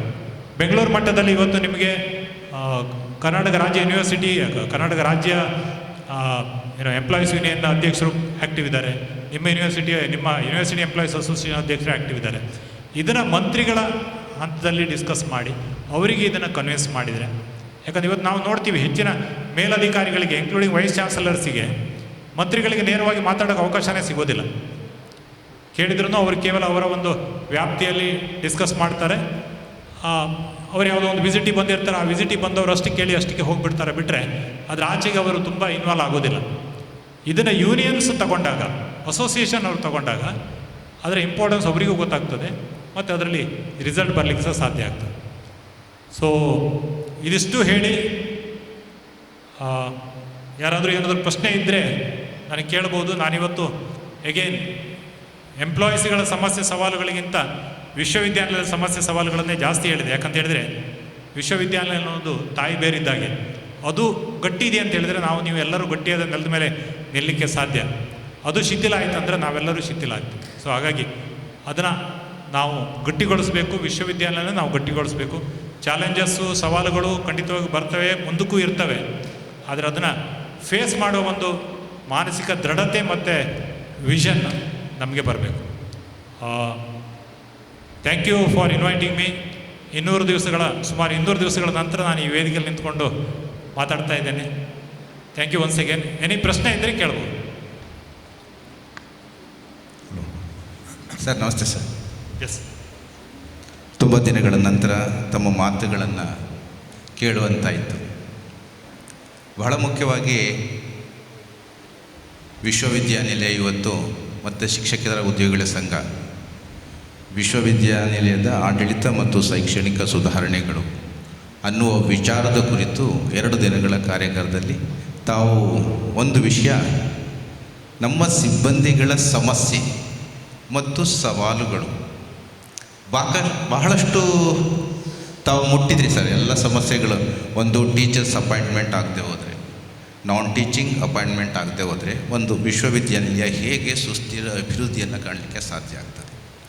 ಅದ್ರ ಜೊತೆಗೆ ತಾವೊಂದು ಪ್ರಸ್ತಾಪ ಮಾಡಿದ್ರಿ, ಆ ಕಾರಣಕ್ಕೋಸ್ಕರ ನಾನು ಮಾತಾಡ್ತಾ ಇದ್ದೀನಿ. ಇಲ್ಲಿ ವಿಶ್ವವಿದ್ಯಾನಿಲಯ ಆಗಲಿ, ಸರ್ಕಾರದ ಮಟ್ಟ ಆಗಲಿ, ಒಂದು ಸಂಘ, ಒಂದು ಅಸೋಸಿಯೇಷನ್ ಯಾವ ರೀತಿಯ ತನ್ನ ಜವಾಬ್ದಾರಿಗಳನ್ನು ನಿರ್ವಹಿಸಬೇಕು ಅನ್ನೋ ಕಾರಣಕ್ಕೆ ಕಳೆದ 40-50 ವರ್ಷಗಳಿಂದ ಒಂದು ನಿರಂತರವಾದ ಹೋರಾಟ ಇದೆ. ಒಂದು ವಿಶ್ವವಿದ್ಯಾನಿಲಯದಲ್ಲಿ ಶಿಕ್ಷಕರಿಗೆ ಒಂದು ವೇತನ ಶ್ರೇಣಿ, ಪ್ಲೀಸ್ ಸರ್, ಶಿಕ್ಷಕೇತರ ಉದ್ಯೋಗಿಗಳಿಗೆ ಒಂದು ವೇತನ ಶ್ರೇಣಿ ಇದೆ. ರಾಷ್ಟ್ರೀಯ ಮಟ್ಟದಲ್ಲಿ ಒಂದು ಸಂಘ ಈ ಇಶ್ಯೂಸನ್ನು ಕೈಗೆತ್ತಿಕೊಳ್ತದೆ. ಶಿಕ್ಷಕರ ಹಾಗೆಯೇ ಶಿಕ್ಷಕೇತರ ಸಿಬ್ಬಂದಿಗಳು ಕೂಡ ಸಮಾನ ವೇತನವನ್ನು, ಸಮಾನ ವಿದ್ಯಾರ್ಹತೆಗೆ ಸಮಾನ ವೇತನವನ್ನು ನೀಡಬೇಕು ಅನ್ನುವ ಒಂದು ದೊಡ್ಡ ಮಟ್ಟದ ಹೋರಾಟ, 40 ವರ್ಷಗಳ ಹೋರಾಟದ ಫಲವಾಗಿ ಇವತ್ತು ನನ್ನೆಲ್ಲ ಸಿಬ್ಬಂದಿಗಳ ಸಮ್ಮುಖದಲ್ಲಿ ತಾವು ಪ್ರಸ್ತಾವ ಮಾಡಿದ್ದಕ್ಕೆ ಒಂದು ಹೇಳ್ತಾ ಇದ್ದೀನಿ. ಒಂದು ಸಂಘ, ಒಂದು ಸಂಸ್ಥೆಯ ನೈತಿಕ ಜವಾಬ್ದಾರಿ ಏನು ಅನ್ನುವ ಕಾರಣಕ್ಕೋಸ್ಕರ ಇವತ್ತು ಕೇಂದ್ರ ಸರ್ಕಾರದ ಉನ್ನತ ಶಿಕ್ಷಣ ಸಚಿವರು ಶ್ರೀ ಧರ್ಮೇಂದ್ರ ಪ್ರಧಾನ್ ಅವರನ್ನು ಅಖಿಲ ಭಾರತ ವಿಶ್ವವಿದ್ಯಾನಿಲಯಗಳ ಒಕ್ಕೂಟ ಇದೆ ಸರ್ ರಾಷ್ಟ್ರ ಮಟ್ಟದಲ್ಲಿ, ಅದು ಅವರನ್ನು ಭೇಟಿಯಾಗಿ ನಮ್ಮ ಒಟ್ಟು ಭಾರತದ ಒಟ್ಟು ವಿಶ್ವವಿದ್ಯಾಲಯ ಶಿಕ್ಷಕೇತರ ಸಮಸ್ಯೆಗಳನ್ನು ಮುಂದಿಟ್ಟು ಇವತ್ತು ಶಿಕ್ಷಕರ ಹಾಗೆಯೇ ಶಿಕ್ಷಕೇತರ ಉದ್ಯೋಗಿಗಳಿಗೂ ಸಹ ಸಮಾನ ವಿದ್ಯಾರ್ಹತೆಗೆ ಸಮಾನ ವೇತನವನ್ನು ನೀಡುವಂತಹ ಕೆಲಸ ಕೈಗೆತ್ತಿಕೊಂಡಿದ್ದಾರೆ ಸರ್. ಇದು 40 ವರ್ಷಗಳ ಒಂದು ಸಂಘದ ಹೋರಾಟ. ತಾವೊಂದು ಹೇಳಿದ್ರಿ, ಒಂದು ಸಂಸ್ಥೆ ಇದ್ದ ಸಂದರ್ಭದಲ್ಲಿ ಬರ್ತಾ ಇರ್ತದೆ, ಹೋಗ್ತಾ ಇರ್ತದೆ. ನೀರು ಹೇಗೆ ಕೆರೆಯಲ್ಲಿ ಹರಿಯುತ್ತದೋ ಹಾಗೆ ಕೆರೆ ಇದ್ದೇ ಇರ್ತದೆ, ಆ ನಾಲೆ ಇದ್ದೇ ಇರ್ತದೆ, ನೀರು ಮಾತ್ರ ಹರಿತಾ ಇರ್ತದೆ. ಹಾಗೆ ಹರಿದ್ರೆ ಮಾತ್ರ ಹೊಸ ಒಂದು ಭವಿಷ್ಯವನ್ನು ರೂಪಿಸಲಿಕ್ಕೆ ಸಾಧ್ಯ ಆಗ್ತದೆ. ಅದು ಸಂಘದ, ನಾನು ಈಗ ರಾಜ್ಯ ಮಟ್ಟದಲ್ಲಿ ಮತ್ತು ರಾಷ್ಟ್ರೀಯ ಮಟ್ಟದಲ್ಲಿ ಗುರುತಿಸ್ಕೊಂಡ ಕಾರಣಕ್ಕೋಸ್ಕರ ವಿಶ್ವವಿದ್ಯಾಲಯದಲ್ಲಿ ತಾವು ಪ್ರಸ್ತುತಪಡಿಸ ಹಾಗೆ ಬರೀ ನಮ್ಮ ಶಿಕ್ಷಕೇತರ ಸಿಬ್ಬಂದಿಗಳು ಇದು ನನ್ನ ಹಕ್ಕು, ಪದೋನ್ನತಿ ಅನ್ನೋದು ನನ್ನ ಹಕ್ಕು, ಅದು ನನಗೆ ಈಡೇರಿದರೆ ಸಾಕು ಅಂತಿದೆ. ಆ ಪದೋನ್ನತಿಯನ್ನು ಪಡೆದಂತಹ ಒಂದು ಹುದ್ದೆಗೆ ಒಬ್ಬ ಅಭ್ಯರ್ಥಿ ಹೋದರೆ ಆ ಹುದ್ದೆಗೆ ಒಂದು ಘನತೆ ಬರ್ತದೆ. ಆ ಹುದ್ದೆಯ ವ್ಯಾಪ್ತಿ, ವೈಶಾಲ್ಯತೆ, ಅವರ ಕಾರ್ಯವೈಖರಿಗಳು ಕೂಡ ಬದಲಾಗಬೇಕಾಗ್ತದೆ. ಅಂತಹ ಸಂದರ್ಭದಲ್ಲಿ ಈಗ 20-30 ಜನ ಮೊನ್ನೆ ಕಳೆದ 2 ವರ್ಷಗಳಲ್ಲಿ ಪದೋನ್ನತಿಗಳನ್ನು ಪಡೆದರು. ಒಂದು ಹುದ್ದೆಯಿಂದ ಇನ್ನೊಂದು ಹುದ್ದೆಗೆ ಹೋದ ಸಂದರ್ಭದಲ್ಲಿ ನೀವು ತಾವು ಹೇಳ್ದಂಗೆ ಬರೀ ಫೈಲ್ಗಳು ಮೂವ್ ಆಗ್ತಾ ಇರ್ತದೆ ಹೊರತು ತಾನು ವ್ಯಕ್ತಿ ಅದೇ ಆಗಿರ್ತೀನಿ. ನನ್ನ ನೈತಿಕ ಜವಾಬ್ದಾರಿ, ಈ ಹುದ್ದೆಯಿಂದ ಆ ಹುದ್ದೆಗೆ ಬಂದಿದ್ದೀನಿ. ಆಡಳಿತವೂ ಕೂಡ ಆ ಸಿಬ್ಬಂದಿಗಳಿಗೆ ಒಂದು ದಿನದ ಕಾರ್ಯಾಗಾರವೋ ಅಥವಾ ಕೌಶಲ್ಯ ಭರಿತದ ಏನಾದರೂ ಒಂದು ವಿಶೇಷತೆಗಳನ್ನು ಆ ಸಿಬ್ಬಂದಿಗಳಿಗೆ ಒದಗಿಸ್ಕೊಟ್ರೆ. ಆ್ಯಕ್ಚುಲಿ ನಾನು ಬಯಸದ್ದು ಒಂದು ಆಡಳಿತ ತನ್ನ ಏನು ನೌಕರರ ಸಮಸ್ಯೆಗಳನ್ನು ಮತ್ತು ಆಡಳಿತ ನೋಡುವ ದೃಷ್ಟಿಕೋನ, ನನ್ನ ಸಿಬ್ಬಂದಿಗಳನ್ನು ನೋಡುವ, ಸಿಬ್ಬಂದಿಗಳು ಆಡಳಿತವನ್ನು ನೋಡುವ, ಈ ಎರಡು ಸಮನ್ವಯ ಹಾದಿಯನ್ನು ತುಂಬ ಚೆನ್ನಾಗಿ ಬೆಚ್ಚಿಟ್ರಿ ಸರ್. ಇದುವರೆಗೂ ನಮಗೆ ವಿಶ್ವವಿದ್ಯಾಲಯದ ಆಡಳಿತದಲ್ಲಿ ಸಿಬ್ಬಂದಿಗಳ ಸವಾಲುಗಳ ಬಗ್ಗೆ ತಾವು ತುಂಬ ಚೆನ್ನಾಗಿ ನಮಗೆ ತಿಳಿಸಿಕೊಟ್ಟಿದ್ದೀರಿ. ಹಾಗೆ ಆ ಹಲವು ಸಮಸ್ಯೆಗಳ ಬಗ್ಗೆ ನೀವು ಬೆಳಕು ಚೆಲ್ಲಿದ್ದೀರಿ. ನೀವು ನಮ್ಮ ಈ ಕಾರ್ಯಕ್ರಮಕ್ಕೆ ಆಗಮಿಸಿ ತಮ್ಮ ಸಮಯವನ್ನು ಕೊಟ್ಟದ್ದಕ್ಕಾಗಿ ನಮ್ಮ ವಿಶ್ವವಿದ್ಯಾನಿಲಯದ ಹಾಗೂ ನಮ್ಮ ಶಿಕ್ಷಕೇತರ ಉದ್ಯೋಗಿಗಳ ಸಂಘದ ವತಿಯಿಂದ ನಿಮಗೆ ಕೃತಜ್ಞತೆಗಳನ್ನು ಸಲ್ಲಿಸ್ತೇನೆ. ಧನ್ಯವಾದಗಳು ಸರ್.